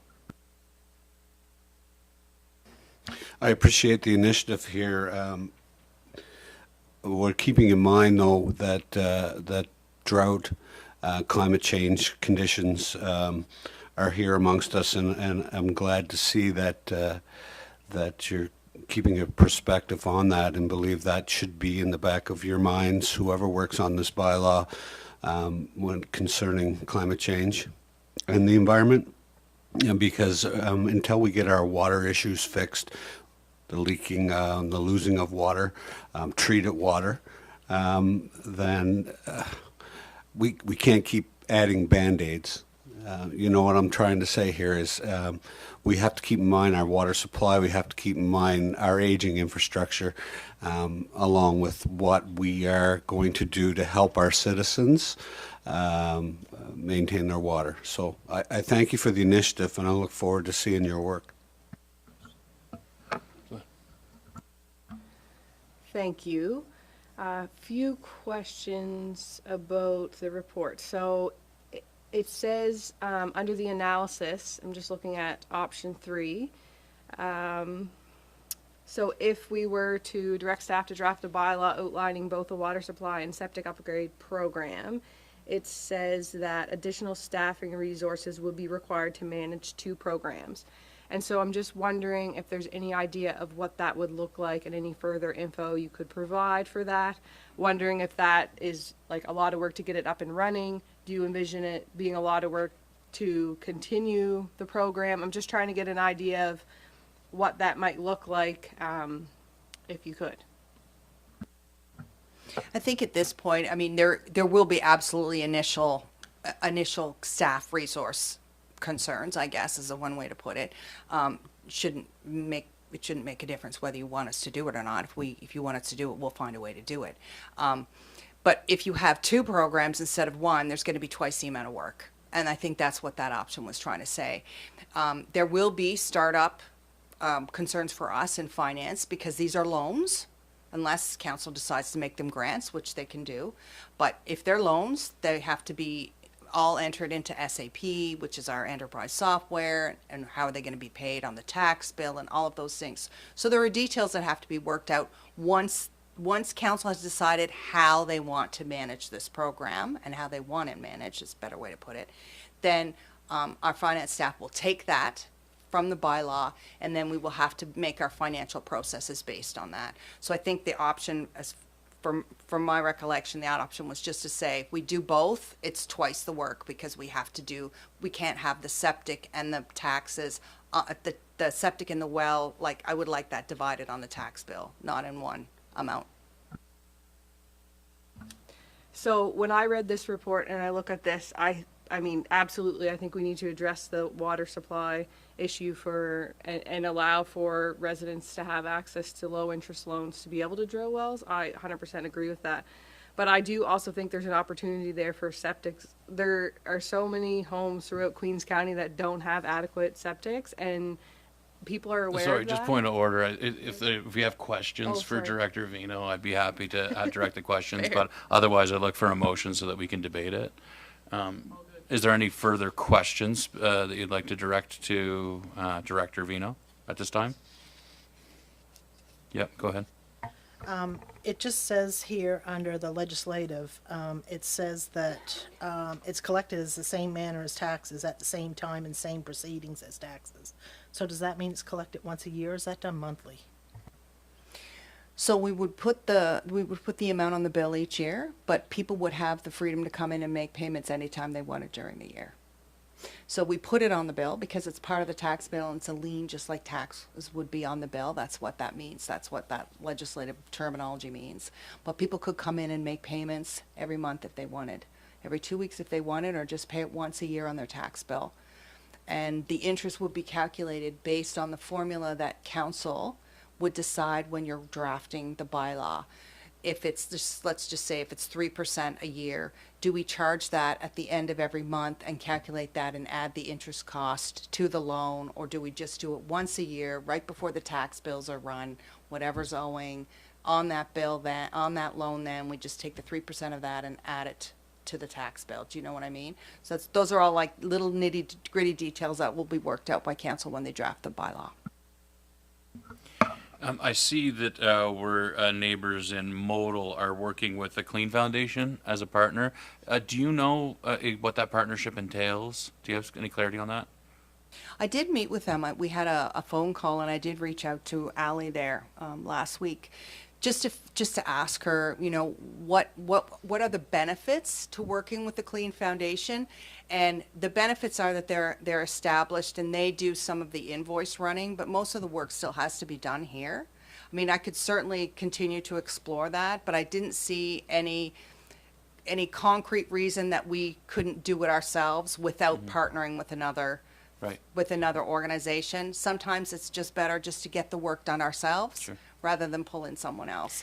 Do you know, are any of the examples, or maybe the better way of framing it, are all in all of the examples of the municipalities that are listed as here that have programs like this, is it all being funded? Are the loans being funded by the municipalities, or are there third-party funders? Yes, they're all being funded by the municipality. Hundreds of thousands of dollars in some cases, less in others, and that's something that will be set by council when you do your budget to fund a reserve that would be like a loan reserve program. And council would decide we're going to have up to, let's just use a round number and say up to $500,000 available for these loan programs a year, or maybe it's only $500,000 ever, and then once it's subscribed, it's not until people repay it that you can release more funds, but that's a decision of council. Okay, right. And I see, so in most of the examples, the municipalities have programs like this allow for well and or septic, but that have one amount, a maximum loan amount, irrespective if you're doing well or septic or both. Is that right? That's how I interpreted that, yes. Okay. And when you're looking at the amount of money that you're involved with doing a septic and a well, both, that's significant. So Yeah. that's gonna cut, that, so from a staff perspective, the way I thought about it was, that's gonna cut down on the number of people that can take advantage of this program, Right. because it's gonna eat up that money a lot faster. Yes. Because people are worried about the water, not the septic. Right, that's the highest priority. That's clearly what I've heard. Pardon me. I'm going to look for a motion. Because I was about to do what I said we shouldn't do. I'll look for a motion that the Council of the Region of Queens Municipality directs staff to draft a bylaw respecting a water supply upgrade program. Moved by Councillor Wenzel, seconded by Councillor Jenkins. Councillor Wenzel, do you want to speak to it at this time as the mover of the motion? No, you're not on. I will speak on it. So now we're at the point that we're debating, we're not questioning Joanne anymore, Director Vino anymore. The director, you moved from the warm chair to the hot chair. Yeah, yeah. I look forward to this, like I said earlier, and the initiative here, but I also would like to comment on whether or not we're circumventing or we're kind of hiding from a continuous hindrance on our water supply, which has been plaguing this council and previous councils before, and that is the treated water that is disappearing. And we've heard different numbers, up to 60%. So trying to conserve our water at the town lake, this may help with the wells, considering this will be countywide, not just people on the water supply. So I don't know how much help. Pardon me? No? What? Did I say something wrong, Deputy Mayor? Just point of information, with this drafting a bylaw respecting a water supply upgrade program, I thought that this was being brought forward because of the residents in our rural areas who have dug wells, who are running out of water, and they want the opportunity to drill wells, not for folks who are on the water utility who would then drill a well. Just clarity, because yeah.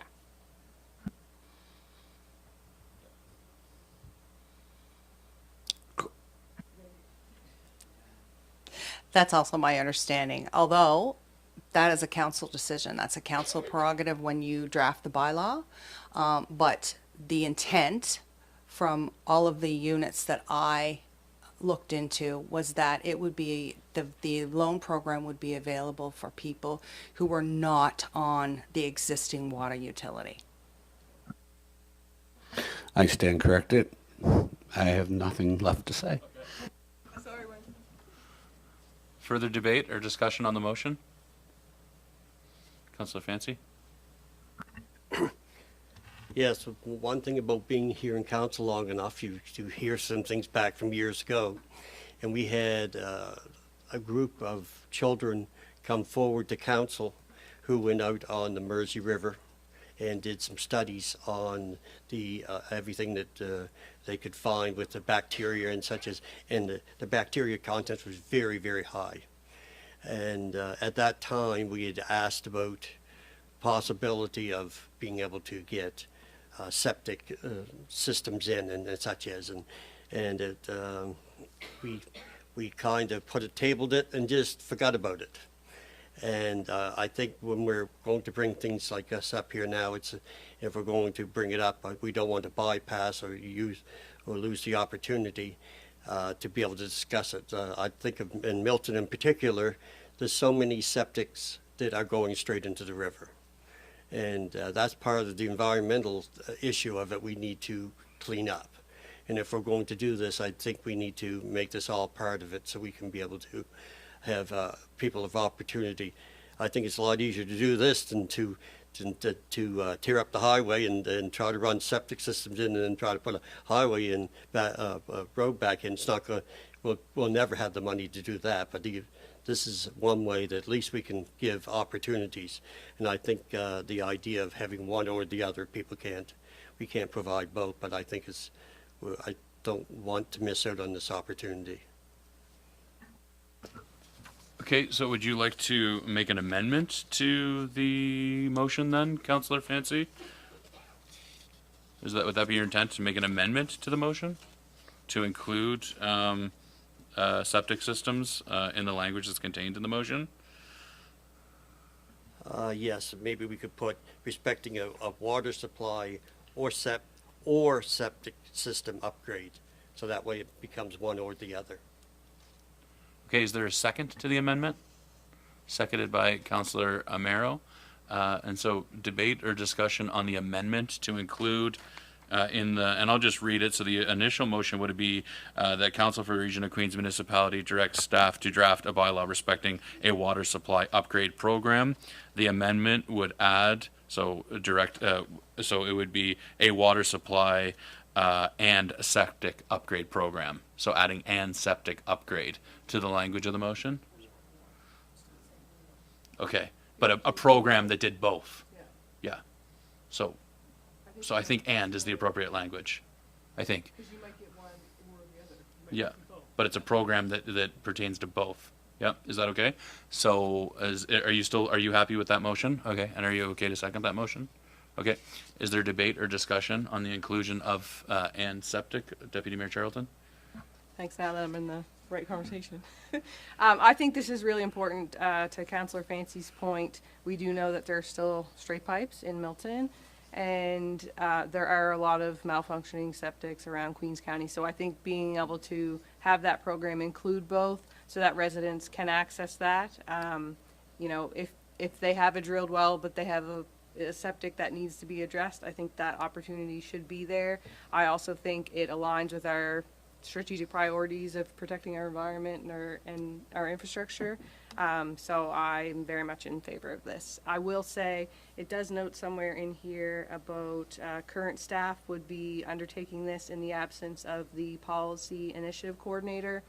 I think we are a long ways away from residents being able to access someone coming in to even being able to drill a well at this point. I do know that that policy coordinator position is posted, so in my mind, I think it would make sense to make that like a top priority of that new position so that when they come in, they can deal with that, recognizing that we do have really a lot of staff, like our staff are at capacity, and so I think that that job that's being advertised that hopefully will be filled fairly soon, that makes sense to land it there. So that would be my comment. Thanks. Further debate or discussion on the amendment? My concern, if we include both, is that we're going to make a lot of people in Queens County not have the money available to put wells in. In my area, I never heard anybody complain about their sewer system, but we had dozens of people complain that they didn't have water. If we start financing sewer systems at 2 to 3 times the cost of a well, we're going to reduce the number of people that can have water by 2 to 3 times. That's my concern. Further debate on the amendment to include septic upgrade program?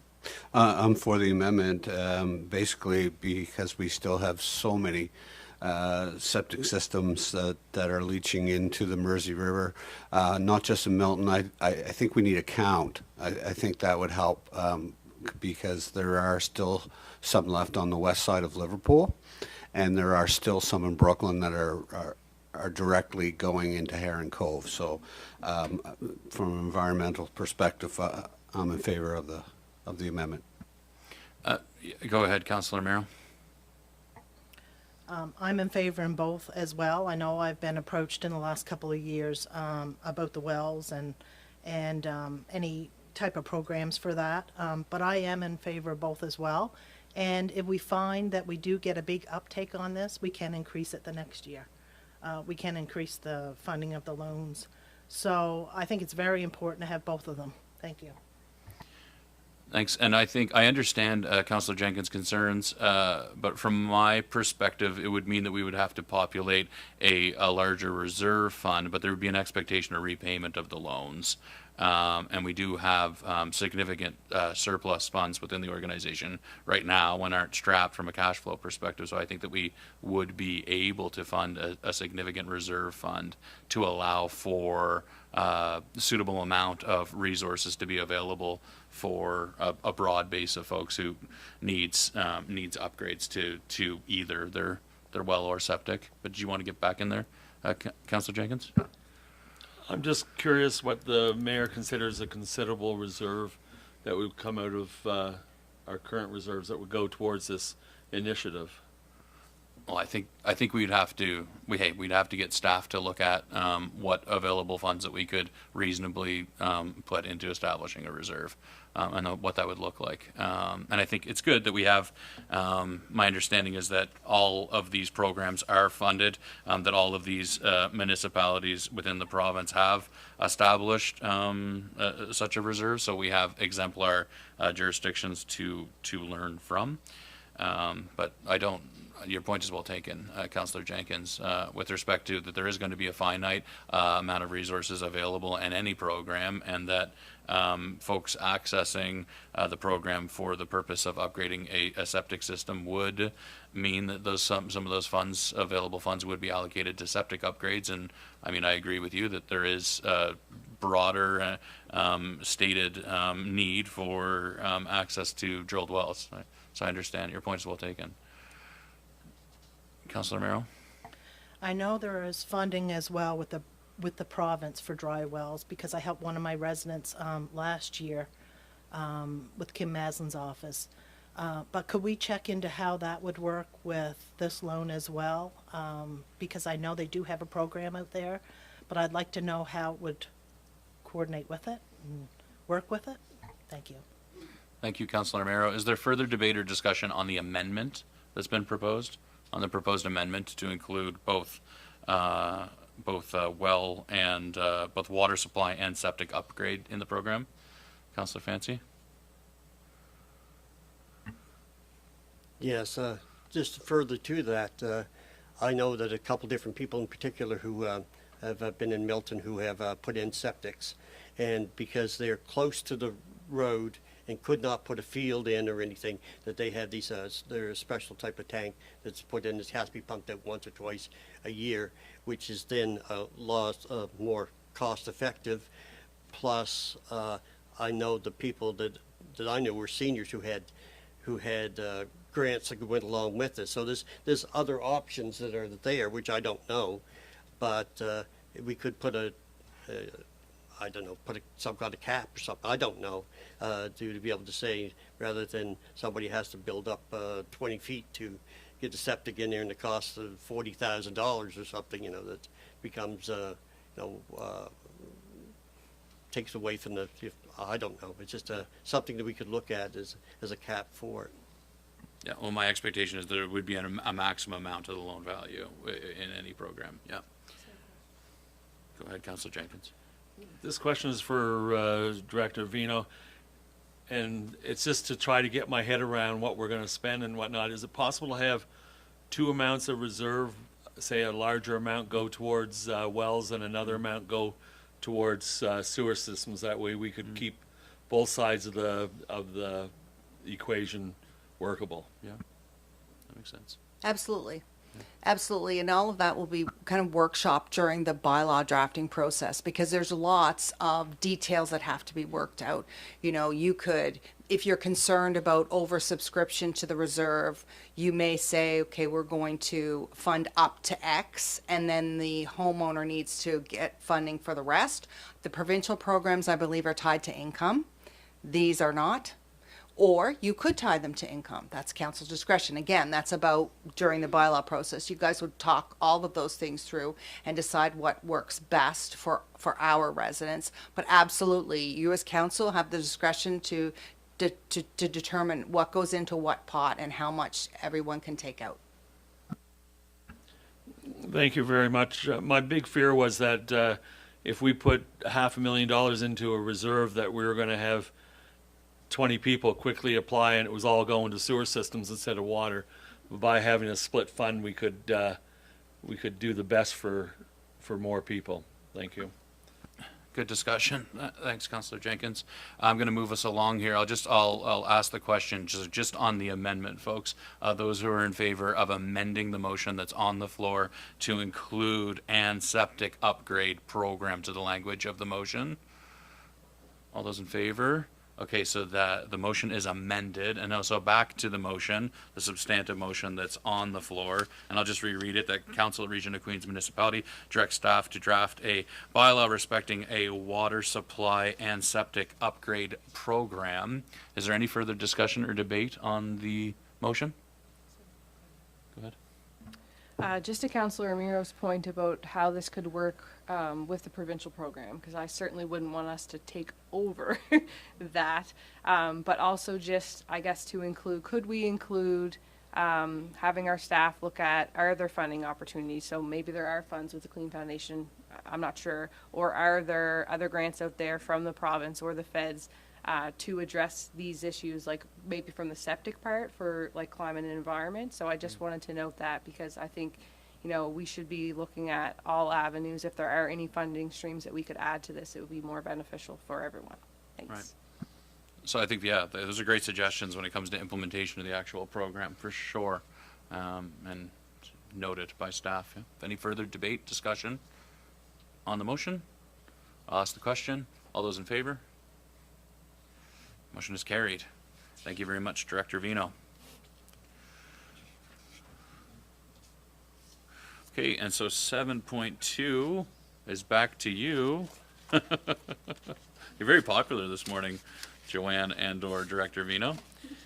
And so the next item, if I can find it, is a staff report concerning tax exemption requests for the Milton Community Association. Could you provide us an overview of the report, please? So in spring of 2025, ownership of the property at 2857 Trunk 8, formerly the site of Milton Centennial Pool, was transferred to the region of from the Region of Queens Municipality to the Milton Community Association. So the list of properties for tax exemptions under Bylaw 14 for the 25-26 tax year was approved by council before the property changed hands. That's a list I bring to you as council before every budget year. And the association did not own the pool at the time that list was approved by council. Taxes were levied for the property as no exemption was in place at the time. The current balance on the account is $3,656.11. Staff recommend that council waive taxes and accumulated interest in the amount of $3,656.11. Any questions for Director Vino? Any questions? Okay, so this community organization would be tax exempt. It was just in the process of handing things over that they weren't made exempt, and so now they have an outstanding amount. Is that right? Council approves that list. Right. So I would have, Sure. had they owned the pool at the pool property, I would have added that to the list as a new addition. Right. And council determines whether, yes, will it exempt them or no. Okay. So my thought was that council probably would have said yes, so I that's why we're understand. here. Thank you. Any questions? Any further questions? Okay, thanks for clarifying. So I will look for the motion, the recommended motion that the Council of the Region of Queens Municipality waive taxes and accumulated interest for the Milton Community Association on assessment number 3257509 in the amount of $3,656.11. Moved by Councillor Fancy, seconded by Councillor Jenkins. Councillor Fancy, do you want to speak to it as the mover of the motion? No, I think it's very self-explanatory. Any further debate or discussion on the motion? I'll call the question. All those in favor? Motion is carried. Thank you, Director Vino. Okay, item 7.3 is respecting a replacement loader. I will invite Director Grant to come forward and provide us with an overview of this item. Take it away when you're ready. Thank you. So council has a report before them looking for approval for an unbudgeted expense of $75,000 to take us through to the end of March 2026 for the rental of a wheel loader. As you're aware, we use wheel loaders in Liverpool specifically to plow our streets, parking lots, laneways, and at our solid waste facility for operational maintenance and imperatives out there. Recently, we discovered around the end of September that one of our units is severely deteriorated and had to be taken out of service. We had estimates prepared by the original equipment manufacturer looking at $52,000 in 12 weeks to complete that work. And still it doesn't have the residual value that you'd like to see in a machine of that age to make it worthwhile. We spoke to another vendor regarding trade-in opportunities and purchase. Still looking at equipment that can't kind of meet our needs for this season. So we're at the point right now where we need to put measures in place to get us through this winter, look towards purchasing the replacement loader, and move forward. Thank you, Director Grant. Are there any questions for Director Grant on his report?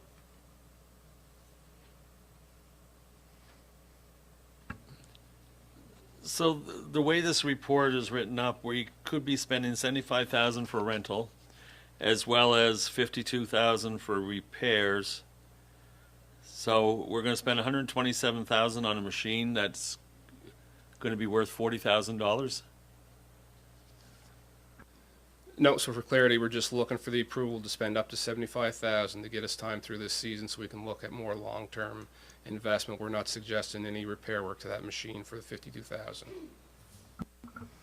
Director Grant, my understanding in reading the report is that asset number 505 would have been included, so replacement was slated for in the CIP for the year 28-29. And so am I reading it correctly that it was forecasted that this piece of equipment, that the serviceable life would extend to 28-29? Can you repeat that? I'm just wondering, so this is, I see, so in the report it says that wheeled loaders at the municipality have been forecasted replacement age of 15 years, and as such, number 505 was expected to have to be replaced and provided for within the CIP for the year 28, the fiscal year 28-29. And so basically my question is, this loader has not yet reached that 15 years, and it's inoperable earlier than expected. Is that right? Yeah, that's correct. So it reached its end of life prematurely. The 15-year That's a good way of saying it. window of forecast was just kind of an industry practice. I don't know if there's any substantive reason as to why 15 years was picked. 12 years for a pickup truck is typically the age. It's, machines don't last as long as they used to. There's lots of machines out there that are 40 years old and lots that are 10. They're in varying conditions. So seeing it reach its lifespan short is a little bit unexpected. And in the future, we'll look towards more mitigation measures early on, or early intervention with these machines to ensure that we can get the long-term lifespan out of them. What sort of mitigation efforts are you talking about? Thorough maintenance, so it could be undercoating, as if it was a personal vehicle, which we're doing on our fleet now. It could be just more frequent inspections. Okay, thank you. Any further questions? Yeah, Councillor Merrill. I also see that it says about a request for proposals, qualified contractor to undertake the required winter service work. Do we have any idea of the cost of that and what that would be compared to the $75,000 for the rental? No, we don't. So if we were looking at outsourcing that work, we'd develop an RFP, send it out to the market, and get prices back, come back to council, and share that information. I would expect that the ultimate cost would depend on the season we had. If we had a season like last winter, which was a lot of snow, it would be expensive. If it was a light season like we had probably 3 years previous, it wouldn't be as much. So I think it's a volatile kind of roll of the dice to see how that would land. But until we reach out and get some pricing from the market, we don't know.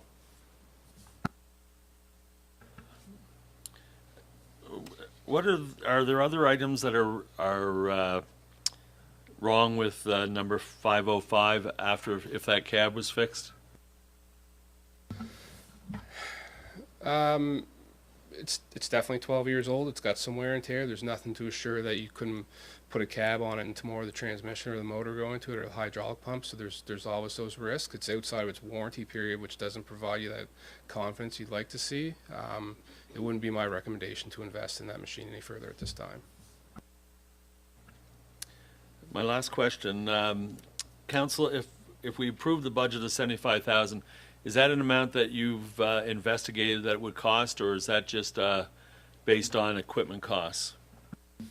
We did get some verbal pricing from several rental units, and we feel that's a pretty confident estimate for the next 4 months to get us through this winter.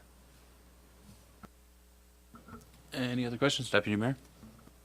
So in the analysis under option 1, it says that this will provide an immediate resource to the Public Works Division to fill the gap in service provision, but it will have impediments in service provision for this coming season. Could you elaborate on that? Certainly. So the equipment that we're taking out of service is really has been specifically adapted to fit a kind of niche type of service provision. So it's really for parking lots and those kind of low volume streets. If we go to the market and rent one, it's unlikely we're going to get one that can have the same capability in the same time frame. So maybe it's going to take us a little longer. Our response times might be a little more extended than what people would expect, but we'll still be able to get that level of service accomplished over the time. It's just going to take a little longer, perhaps. Any further questions for Director Grant? Appreciate the thorough report. Thank you, Director Grant. So is there a motion? Is there a motion, Council? The recommended motion, I could read the recommended motion.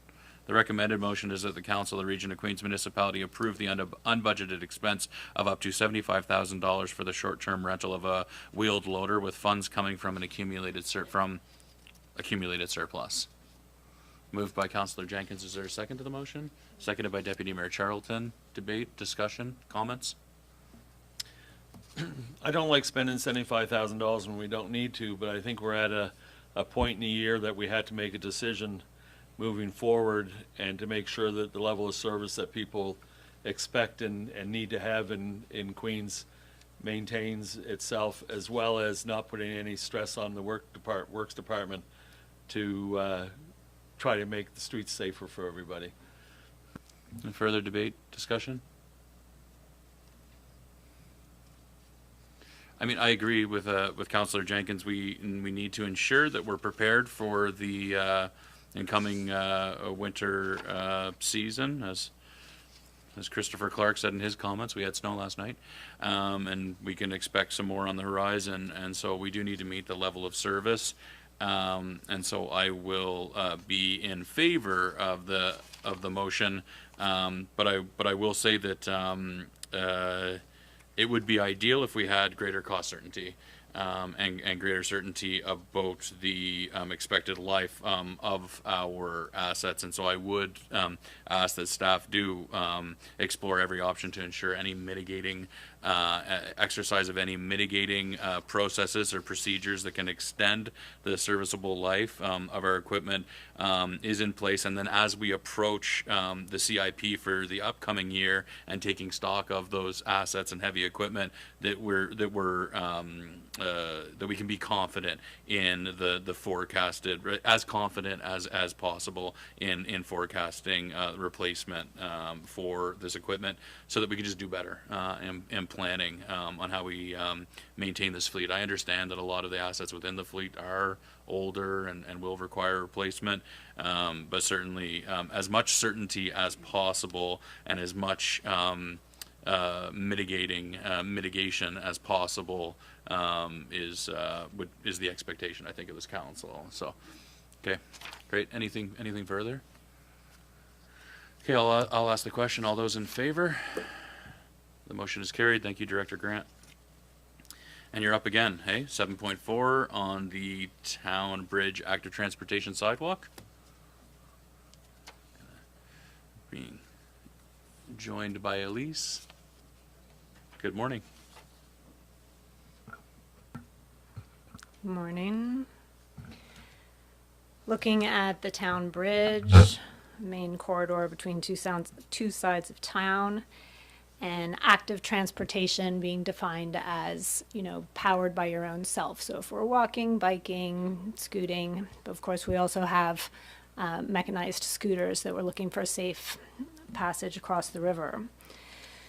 So following a previous council meeting of June 10th, we had 3 options that were considered, and I can give a quick reminder. Option 1 was to remove a sidewalk realign that center line, give a bit more space for 3 instead of 4 strips. Option 2 was cantilevering what we called exterior corridor off the side. And option 3 was a totally new independent bridge. So staff followed the direction, council went with option 2, the exterior corridor. And first step was to engage engineers to look at a structural analysis of the current bridge to see whether this was feasible. I might jump to the report then, which is page 68 in the agenda. Gives you a little set of photos. They saw a little bit of rusting, nothing too substantial, but to keep in mind, not just, the design was for loading the dead loads of the material, the live loads of all the trucks, all the vehicles passing. Consider the width of that exterior corridor now. We want 2 directions of accessible, and for snow clearing, that's 1.5 meters times 2. I mean, it's a significant structure and it has to take a lot of weight. So it might help us understand as it goes through. The bottom line is the current structure cannot take that weight, cannot support a cantilevered structure, unfortunately. So CBCL went ahead with 2 little alternatives to be considered, which would have to be further designed to even get detailed construction estimates. They have some highball estimates, but if we look at pictures, figure 5 under concept A, it shows you this sort of a double T. That's the concrete part of the approach. If we had a 3-span to match your existing bridge, which has 2 piers, we're going to have 3 spans, 2 concrete coming to a bow arch like the steel in picture figure 6. So we have to kind of imagine putting those together. Concrete to the steel arch. That would be a 3-span in concept A versus a whole new single span from end to end. That's their option 2, which would be really deep and cost even more. So then they put a table on their page 9, agenda page 76, concept A, that 3-span with different components, or concept B, a single span, deep beam span. Not span, what do you call it? Girth.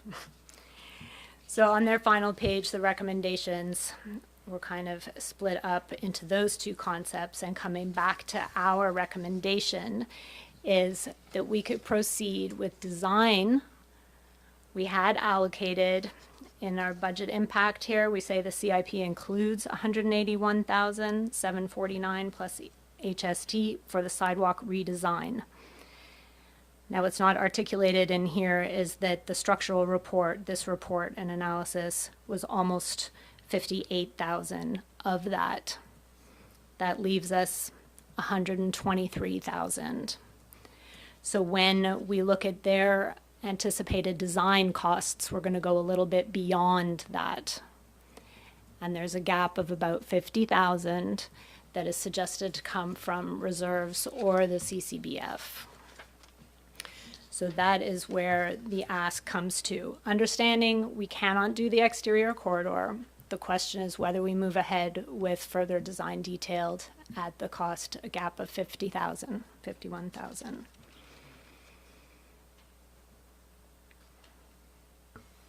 Thanks, Elise. Questions, council? Questions on the report? Councilor Merrill? I'll ask my question after. Okay. I have a question. In the report, where the in the analysis section of the report, where the options are outlined in the last sentence of the last paragraph of the analysis section, says upon completion of the new structure, either options A or B, or options 1 or 2, it would be staff's recommendation to provide notice of the province of the municipality's desire to exit the bridge maintenance agreement. I'm wondering if you could explain that recommendation, please. Sure. So the maintenance agreement is attached between the province and us, developed in '96, I believe it is, off the top of my head.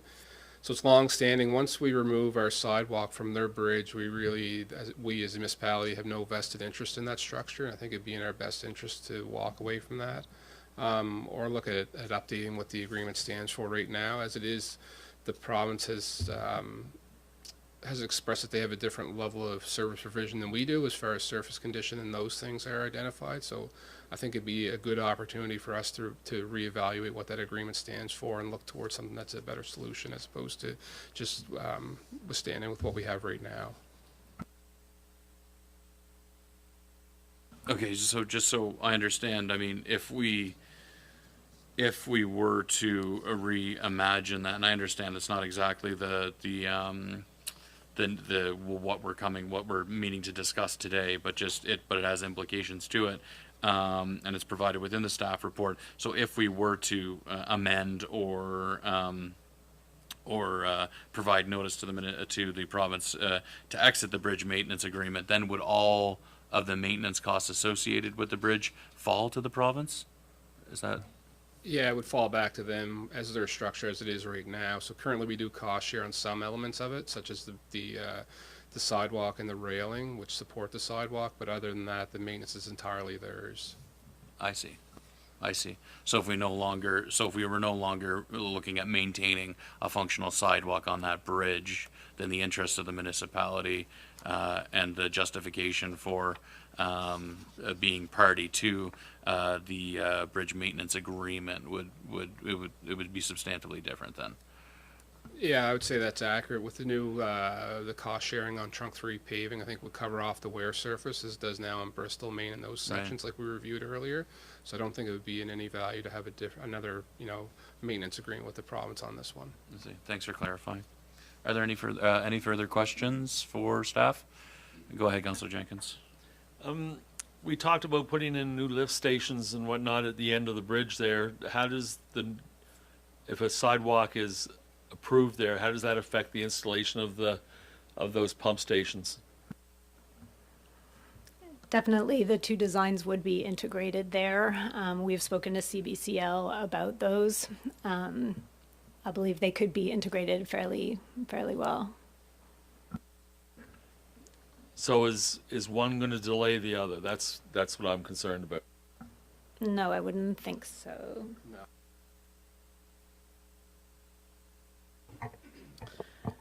So right now, the sidewalk each sidewalk is 1.2 meters wide.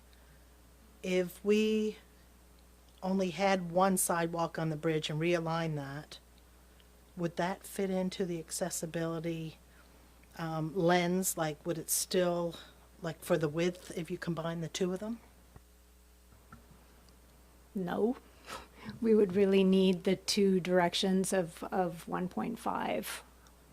Yeah, or even two directions. 1.2 would be tight, but and then you wouldn't be gaining any space, right? If you tried to keep them as wide, two directions, yeah. So the 1.2 twice, like combining it, still wouldn't be enough? Yeah, I think it goes back to their first report from CBCL. That may be a minute to this one, maybe not. But that showed that the 1.2 and 1.2, if you were to move it all to one side, you're not going to get the net impact on one side. You're only going to get maybe 75% of that overall, because you still have to leave room for cars to buffer along the railing and stuff. And you still have to go through the structural evaluation, and we would still have to appeal to the province for final decision on whether they would accept that or not. My concern with this is that moving forward, we put a new sidewalk in that is nice and beautiful, and it's just a certain size. Will there be any anything added for future, like in case plans change or requirements change, or are we just going with the bare minimum? No, I'd say it's not a bare minimum approach. I think offering 2 full lanes of accessible traffic back and forth, as well as the capacity to permit snow removal vehicles, will certainly allow for loading of other equipment if that's something down the road the council wishes to see. I know when talking with CBCL, they shared their experience on some other projects around the province where they were putting in viewing platforms and those kind of things in the structure. So if that's something council would like to see, it's good to know now. We can incorporate that into our request back to them for redesign if that's the route we want to go.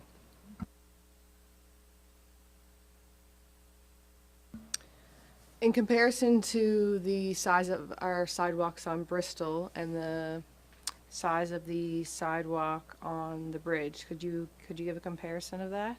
So I understand that this proposal is allowing for two-way traffic, but in my mind, I'm thinking we don't have two-way traffic on the sidewalks. Can you just clarify that?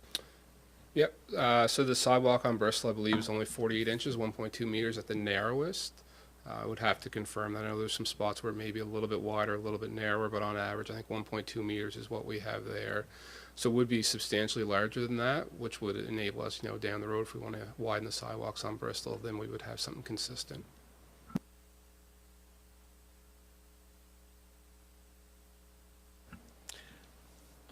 My opinion is whatever we do, we have to do it right the first time, because there won't be much money left to do it right the second time. But I would like to see some structure, like not ambience, but character to it, so it becomes almost like a start of a focal point for downtown and the approach to downtown. Yeah, just a couple questions. The detailed design fees.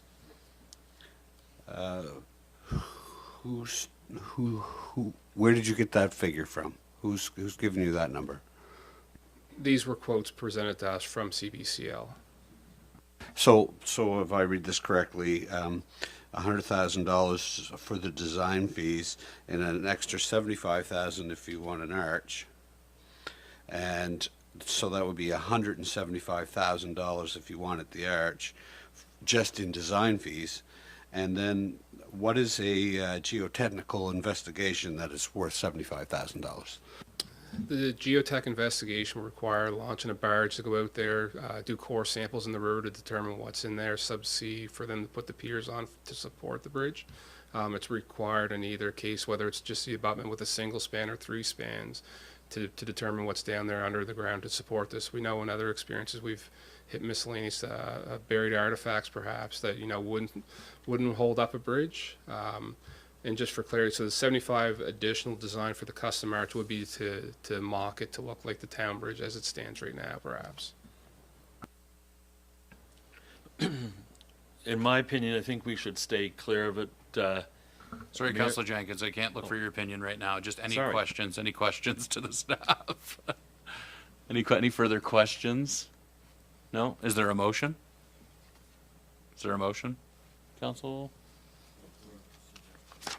Yeah, so there's a recommended motion. I mean, there's a recommended motion that has the 3 span, but if if a member of council feels strongly about a different option that's presented in the report, whatever's the will of council. Do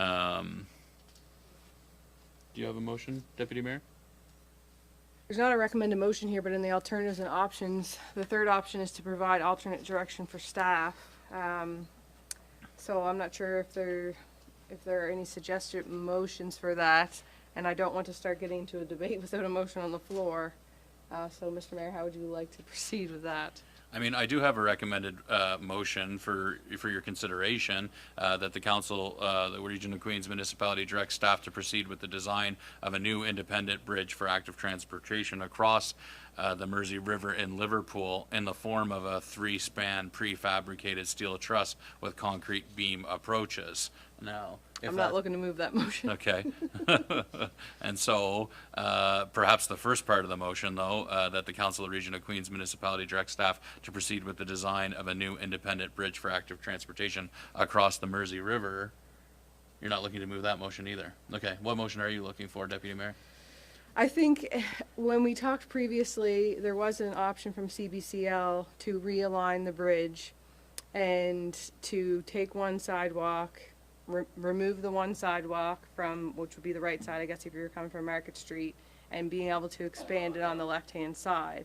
Now, originally we talked about accessibility and wanting it to be a little bit wider, and now that's why I asked the question about how wide is our sidewalk on Bristol, because if we have this beautiful bridge that has two-way traffic, but ultimately it just leads to a sidewalk that does not have two-way traffic, in my mind, I can't wrap my head around that. It has a substantial cost. I really don't see us widening sidewalks on Bristol. I think the sidewalks meet the need currently, and some of the homes that are on Bristol are so tight to the sidewalks as they are. I can't wrap my head around how we would do that or why we would do that. So in my mind, I get that it's not 100%, but in going back to my notes, the questions that were answered here, taking one sidewalk from the right-hand side, putting it on the left would have about, I think it was quoted, 75% impact. So to me, in my mind, that is better than what we currently have. And I don't see how we could take on that cost. It notes in the report that our reserve funds for capital are already allocated, and I don't think that anyone is suggesting that we remove what we're currently allocating. I think they've been said it's important. I also have concerns about provincial agreements. There's uncertainties around the service exchange. There's been a little bit of chatter about bridges as well, and so we could say that we want to end the agreement if we do an exterior corridor, but the province could say, maybe the bridge is yours now. I don't know. There's just a lot of uncertainty. So for me to, I can't support spending $3 to $5 million on something like that. If it led somewhere else that continued on two-way traffic and things, it was a trail or something, fine. I think it would have more value. But I just, based off the information here, what's been provided, I can't support those motions. And so my motion would be to move to have staff come back with alternate directions to reconsider the realignment of the bridge. Is there a second to that motion? Councillor Marrow has seconded the motion. We've heard from Deputy Mayor Charlton in terms of her debate and support of the motion. Is there other debate or discussion?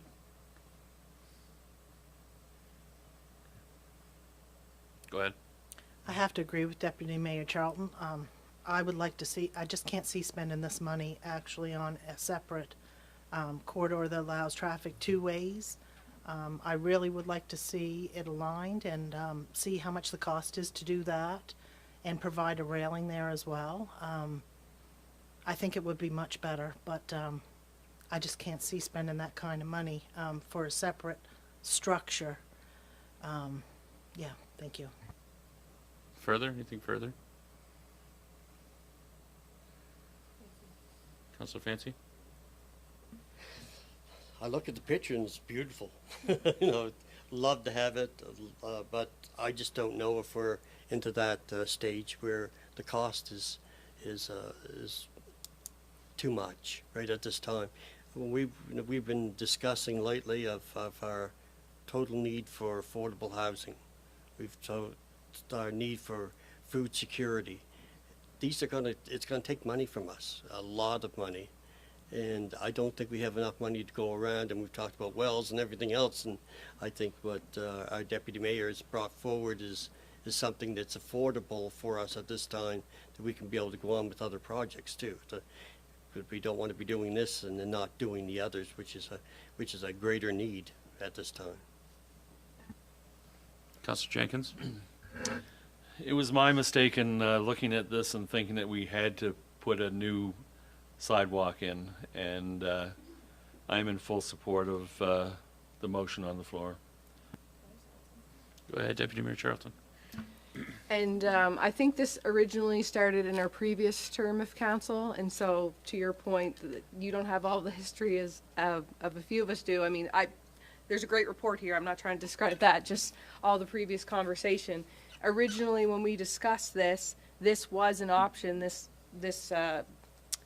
corridor that's separate from the bridge, not attached to it. And if my memory is correct, our council then did not want to go that route because of the cost. And so then that's when we looked at doing the exterior corridor attached to the bridge. We've since found out that we can't do that. So I don't think, had we known that early on, I don't think we'd still be here, I guess is what I'm trying to say to that point. Because originally when we were talking about the realignment, we thought that we could get a wider, like, a wider space there on the outside for a lesser cost, and we can't do that, and now it's just gone through the roof again, so just for context. So when we do this, we can't forget about some of the site deficiencies right now for the whole bridge. And I'm looking at this, and I apologize, as I didn't read it ahead of time, but the buckling and the AAR with the activity in the piers and the abutments and the corrosion, and so the bridge is not in great shape. So let's not be blind to that. Right, which is, the provincial government is responsible for that bridge. Did you want to, comment? Thank you. Yeah, I just want to draw your attention back to the memo from 2023 that does provide the option initially, which is to increase the sidewalk from 1.2 to 2.1 meters. And at that time, 2.5 years ago, it proposed a cost of $700,000 plus the design fee. So council could still be looking at $1 million project, just so you're aware. Thank you.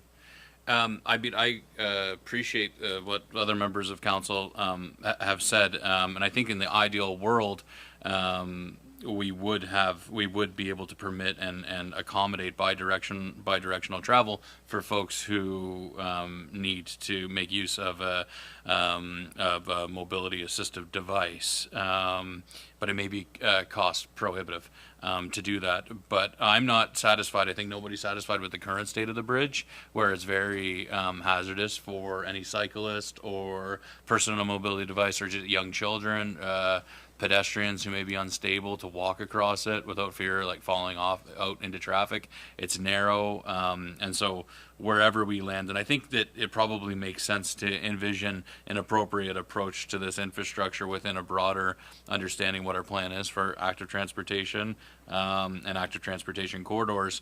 But I don't want to lose the need to ensure that there's a safe way for folks to get across the river when they're coming down Bristol to get to downtown, from uptown to downtown, and that that we need to ensure that universal design and accessibility is at our forefront when we're making these decisions. But is there further debate or discussion on the motion? Is everybody clear on what the motion is that's on the floor? Can you? I believe it was to direct staff to provide alternate direction for realignment of the bridge. Does that sound familiar to? Okay. Yeah. Is everybody clear? Staff, are you clear? Are you okay, Madam Clerk? Are you okay with the motion? Okay. All those in favor? Motion carried. Thank you.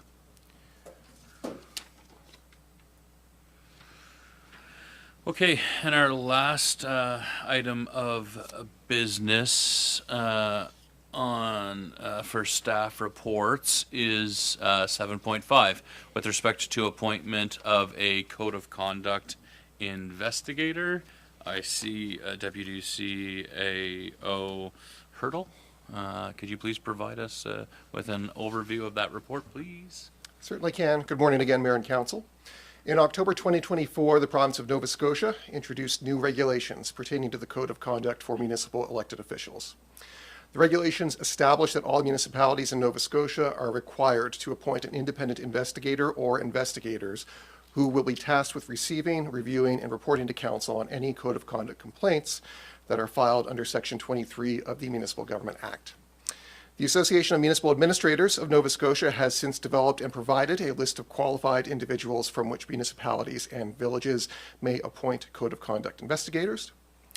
Based on confirmed availability of potential investigators on the list and in compliance with the region's procurement policies, at this time staff are recommending that Council for the Region of Queens appoint Charles A. Thompson of Birchall McDougall Lawyers LLP and Noella Martin of Birchall Wickwire Bryson LLP as the municipality's standing investigators per the requirements and regulations of the Nova Scotia Code of Conduct for municipal elected officials.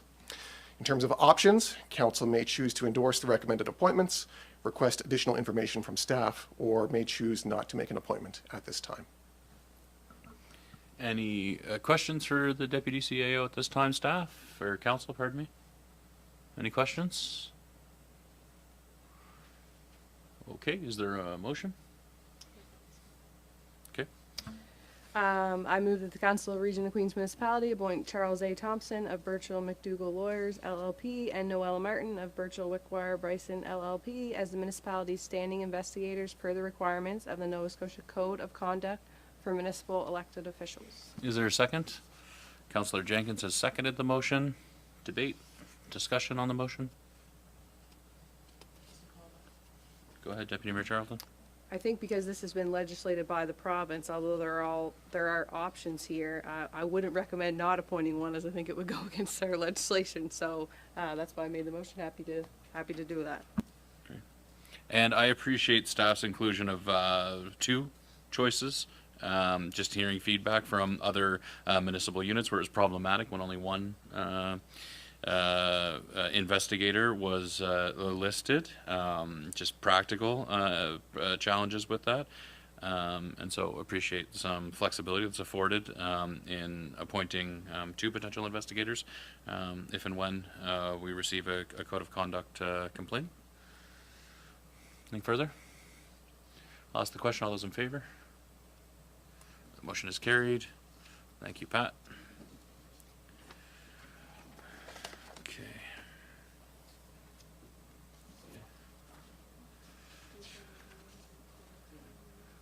Pardon?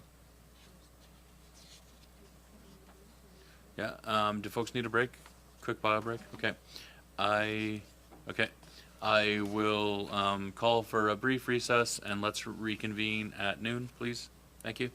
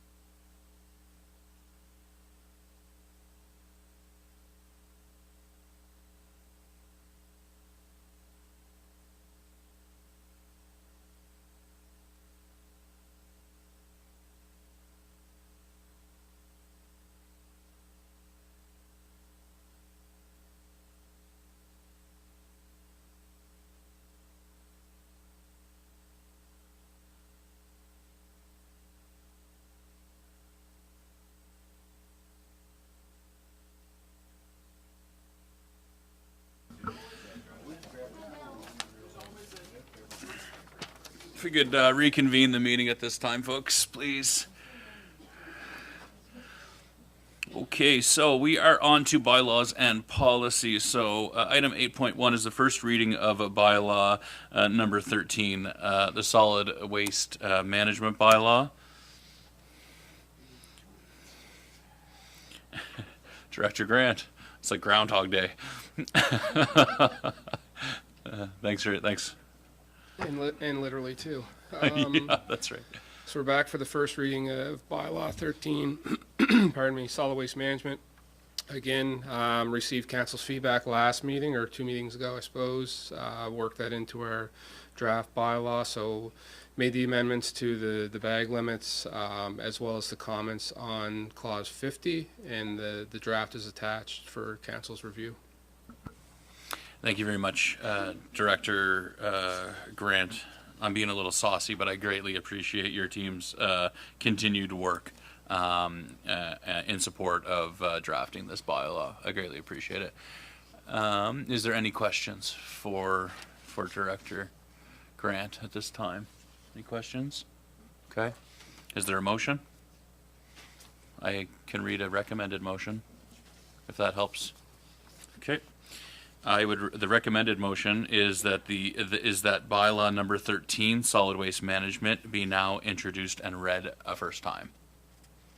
Moved by Councillor Jenkins, seconded by Councillor Amaro. Debate or discussion? Councillor Amaro. I would just like to thank staff's work on this. I think the residual waste, the take up the bags, aligns us better with our communities around us. So I'd just like to thank you. Any further discussion? Is there any member of council who's not looking to support the introduction and reading of this bylaw for the first time? Okay. I'll ask the question. All those in favor? Motion is carried. Thank you, Director Grant. 8.2 is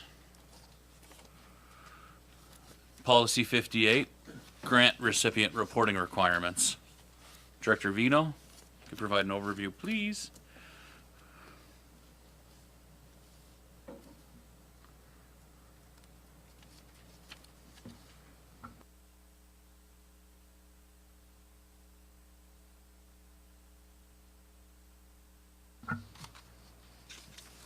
So Region of Queens Municipality provides grant funding for organizations via the Community Investment Fund, but some organizations choose to request funding outside this program. So currently, no reporting mechanism is required for these grants. To ensure the municipality follows the financial best practice, staff recommends council adopts Administrative Policy 58 grant requests and reporting requirements. This policy originally came to council at the October 14th, 2025 regular meeting, where staff presented a draft and council asked staff to go back and make some changes, which staff hope are reflected in the policy that's attached.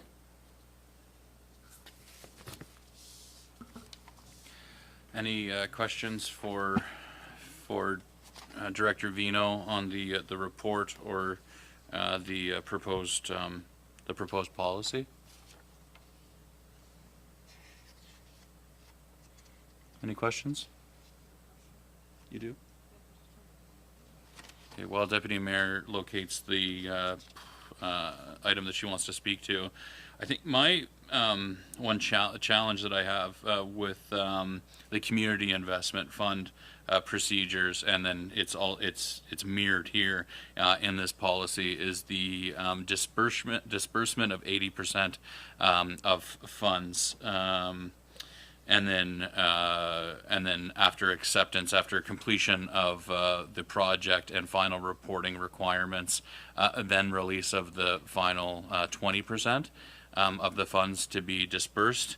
And I know as somebody who has been actively involved in community-based organizations who've sought to access funding of this type, how challenging that is if you don't have a significant amount of, if you don't have cash flow within the organization to cover that cost, that can actually function as an impediment to taking advantage of funding like this, where you really can't get major capital project or something of that nature. You can't get it to completion where you can actually satisfy reporting requirements without the entirety of the grant money at your disposal. So that's the one challenge I have with the policy, and I understand that we need some mechanism of accountability and financial stewardship to ensure that community organizations don't abuse this in any way, and that there needs to be some accountability in place. I think that my suggestion is that we find another way to hold community organizations accountable without withholding the 20%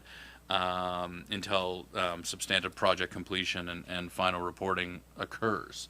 Well, I'm not sure how the rest of council feels about that. I'd like to discuss that. Councillor Jenkins?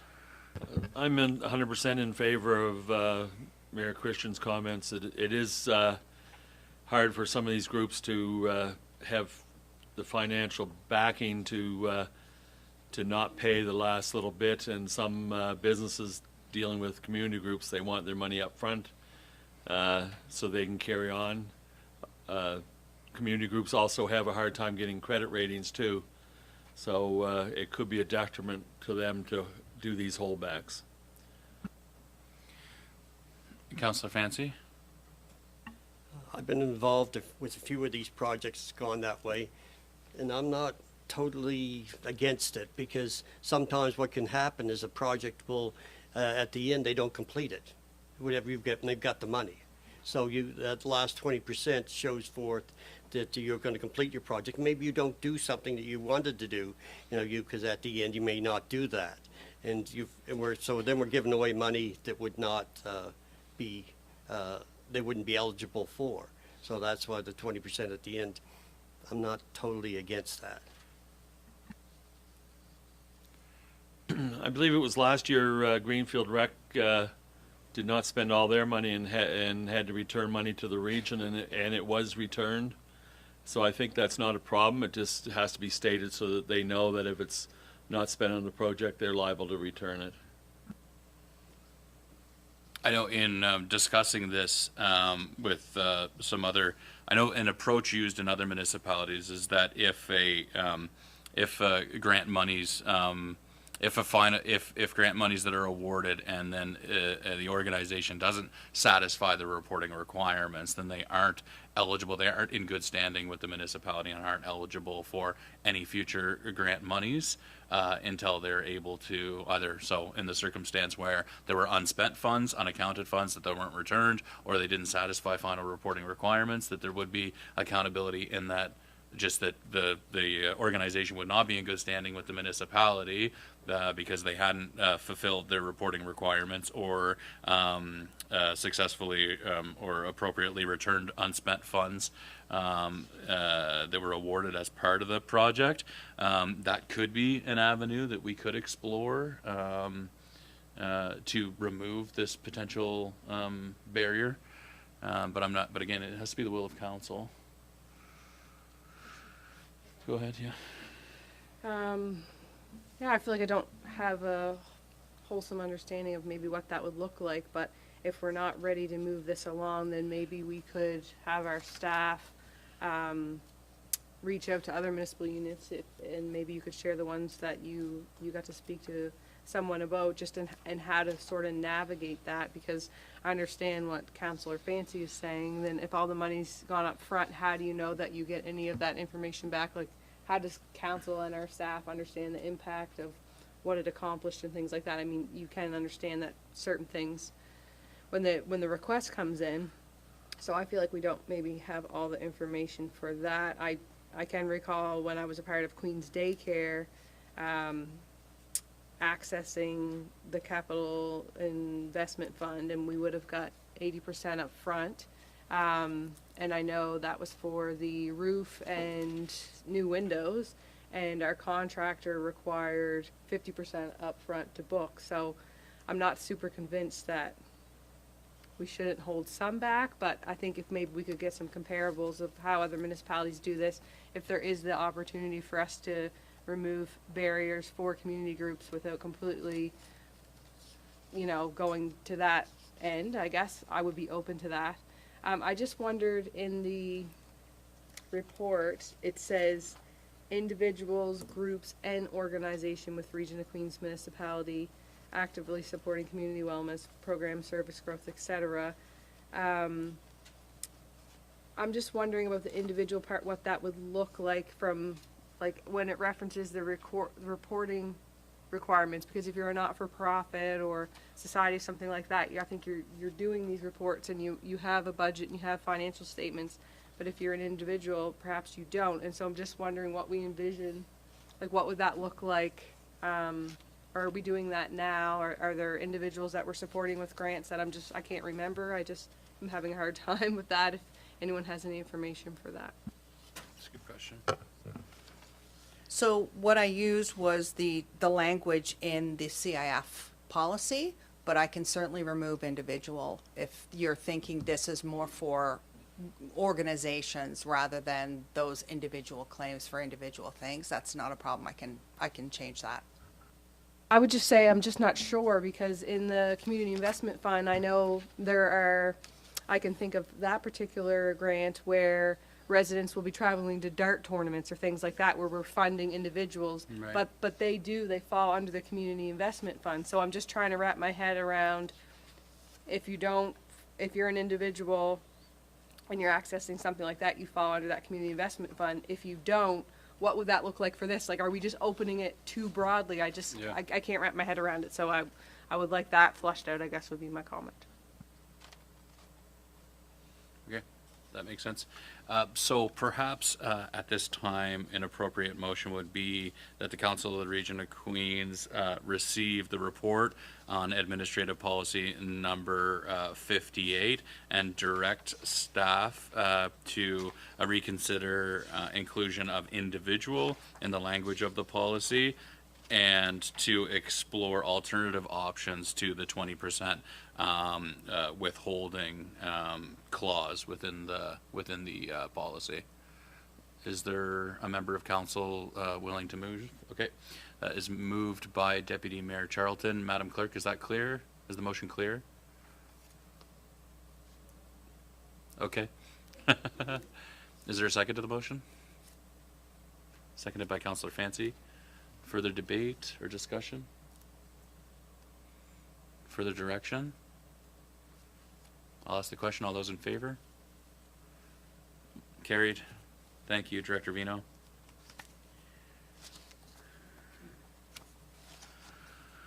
Okay, there is no correspondence for action today. There is no correspondence for information either. There is no reports coming from in previous in-camera sessions. I do have a brief mayor's report to provide you. So this is for the period between the 25th and today. So last week, I had the opportunity to attend the Nova Scotia Federation Municipalities Fall Conference in Halifax, accompanied by various members of council and staff. I think it was an excellent opportunity to connect with municipal leaders from around the province, to foster relationships and advance conversations with our neighboring municipalities and regional partners, and to highlight important advocacy files, including the coastal protection file and replacement of J-class roads, cost sharing with the province, with our provincial counterparts.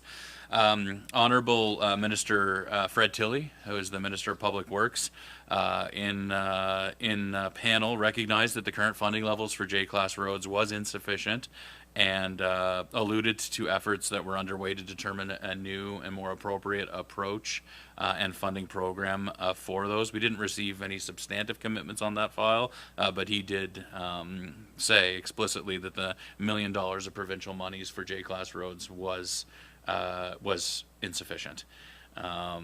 And threw around a number like 10 million. I think it ought to be 30 million, but Anyway, we'll continue that conversation. Also, got a chance to speak with a number of neighboring municipalities to explore how we can leverage regional partnerships to ensure that the South Shore receives significant resources to advance our approach to planning and regulating coastal development. There's a program through the Nova Scotia Federation Municipality that's funded by the provincial government that allows for each municipal unit on a first-come, first-served basis to access up to $20,000 of resources to support that regulation and planning efforts, but that more funds are available where there's regional collaboration. And a lot of our adjacent and abutting municipalities on the South Shore have a shared interest in coming up with an appropriate regulatory and planning approach to coastal development and protecting our waterways and our coastlines from inappropriate and harmful development. So had an opportunity to advance those conversations as well. And we'll be taking that discussion forward at the mayors, wardens, CAOs, and deputies meetings with the 5 municipal units from Lunenburg County at the upcoming meeting. And then on November 10th, our council was joined by our CAO and our deputy CAO, and we sat down with the 4 Queens County-based councillors of the Wassohoba First Nation. So that's Councillor Andrew Francis, Councillor Avis Johnson, Councillor Charmaine Stevens, and Councillor Crystal Jeremy. And we began to explore ways that we could work together to advance some of our common goals and to take strides toward reconciliation with the Mi'kmaq community members here in Queens. So we spent most of the afternoon together, and I feel that we planted a seed for a collaborative relationship to grow and to flourish. And I want to thank everybody who was involved in that, those who are here, and also our counterparts on the Wassohoba First Nations Council as well. Any comments on my mayor's report? Okay. So I'll move forward to council reports and business items from council. So the first of which is 13.1. Councillor Wenzel wanted to bring forward a discussion from his district on traffic safety down in Fort Point. Is that right? Take it away. Thank you. So recently I was invited to witness some of the traffic issues from Main Street to Fort Point, specifically past the turn up to School Street. And I've actually been talking to a few residents there lately too, and that just doesn't take anything away from the work that has previously been done. We've stopped We've changed the speed limit to 40 clicks. We've put in some new signage, and all of it was good work and appreciated by the residents in the area, but a lot of it is not working. For example, when you're traveling towards the fort on Main Street, and you can all take a drive and figure it out yourselves, tell me when you see a stop sign, because you're almost on top of it before you see it. It's hidden off to the right. It's on the other side of the sidewalk, and you'll see a large yellow area painted off. I don't know what that's for. That may be so people don't park there. I'm not really sure, but it is quite hidden. So as I witnessed, nobody's stopping. There were some speed issues, I will say, with a few of the cars. Not super fast, but definitely not 40. But nobody, out of the 7 vehicles that I watched, nobody stopped at that stop sign. They all slowed down and rolled through it. At least one of them didn't slow down at all and just went through it. and make their turn to go down to the fort and come back out and roll through it again. And actually, one of the vehicles that I watched roll through was an RCMP detachment car. So there's a lot of maybe unawareness, and I don't know. I don't have a recommendation how to fix that, but we need to make the stop sign more visible. And we need some education for sure, but that's the little bit I have right now for that area, and I'm sorry I don't have a recommendation to direct staff at this time, but I just wanted everyone to be aware of what's taking place as far as traffic goes on Main Street. And I will say that on the west side of Main Street, outside of that, from the fire hall up, is still like the Indianapolis 500 dragway. I have a recommended motion that I could put forward, that the Council of the Region of Queens Municipality directs staff to investigate the signage and safety at the intersection of Main Street, Riverside Drive, and Fort Point Road. I would love to move that. Is there a second to the motion? Seconded by Councillor Jenkins. Debate? Discussion? I was out trick-or-treating with my kids, and I spoke to some residents who pointed out the stop sign, and I'd never seen it. So I probably have rolled through that stop sign. And so I think that, it's not obvious that there's a stop sign there, I would say. So thanks for raising that. Is there debate or discussion on the item? I'll ask the question. All those in favor of the motion? Motion is carried.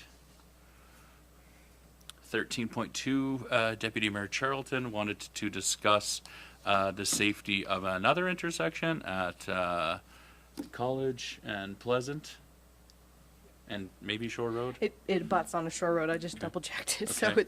it would be the intersection of College and not Mount Pleasant, is in Mount Pleasant. College and Pleasant Avenue. I just had a concern brought forward about the volume of traffic, and a resident had just said they were surprised that there wasn't an all-way stop there given everything that's going on. And I think we've had many discussions about all-way stops in the region of Queens recently. And so when I thought about that, and the volume of traffic there, the fact that there's no sidewalks, there's children getting off the bus there to go to the daycare, school buses coming out, that sometimes it's hard for people to see around them. I've just heard just recently of a few people who had some near misses there, just some visibility issues. And I think given it's in a high traffic area around our schools, it would make sense for us to look for some improvements for that. So I can take a crack at a motion, I guess, to direct staff to look for improvements to the safety in the intersection of College Street and Pleasant Avenue. Is there a second to the motion? Seconded by Councillor Roy. Debate? Discussion on the motion? I think it's a good idea. As a recovering chair of the Queen's Daycare Association, as a fellow recovering chair of the Queen's Daycare Association, we're always a little concerned with that. As that daycare receives a higher volume of kids, there's even more traffic in the morning. I know that there's oftentimes insufficient parking for that becomes effectively the far end of College Street up by the daycare effectively becomes the kiss and ride lane for the high school, and where a lot of pick up and drop off is happening. So there's a lot of pedestrian traffic and a lot of vehicular traffic around the pick up and drop off times. It is in a school zone there, and so I think it's a really good idea to take a look at potentially putting an all-way stop. It's currently a two-way stop there. Councillor Roy? My grandson goes to the daycare, so I do drop-offs and pickups, and it's not safe at all. You're watching three directions, and it's just, little one gets out and Mama doesn't get a hold of him in time, and he's out in the parking lot, and it's really confusing sometimes. And then you've got buses coming, you've got people trying to get down College, I guess it is, and that street's really narrow. When you've got buses and cars parked at the houses on side of the road, is that Unpleasant, yeah. That's pleasant. Yeah. It's not fun some days. So, be great to see something done. Is anybody against the motion that's on the floor? Do you have a point of clarity there, CEO Thorpe? So, Mr. Mayor, of course, I'm not against any motion of council, but just to provide some feedback that some of the, just for council and the public's awareness, some of the jurisdictions for these spaces may be, or these roads may be provincial jurisdictions. Right. So, following council's direction, staff, of course, in the event that it was the jurisdiction of the province rather than the municipality, staff would go and take the initiative to reach out to the province accordingly, rather than come back to council, indicate that Yeah. location X is within the jurisdiction of a different governing party. In the spirit of efficiency, staff would take the initiative to reach out to the province where applicable. Right. And I think you're right. I think that intersection is not in town, technically. Yep. Thank you. Thank you for that. Anything further, council, before I ask the question? Well, I'll do so then. All those in favor? Motion's carried.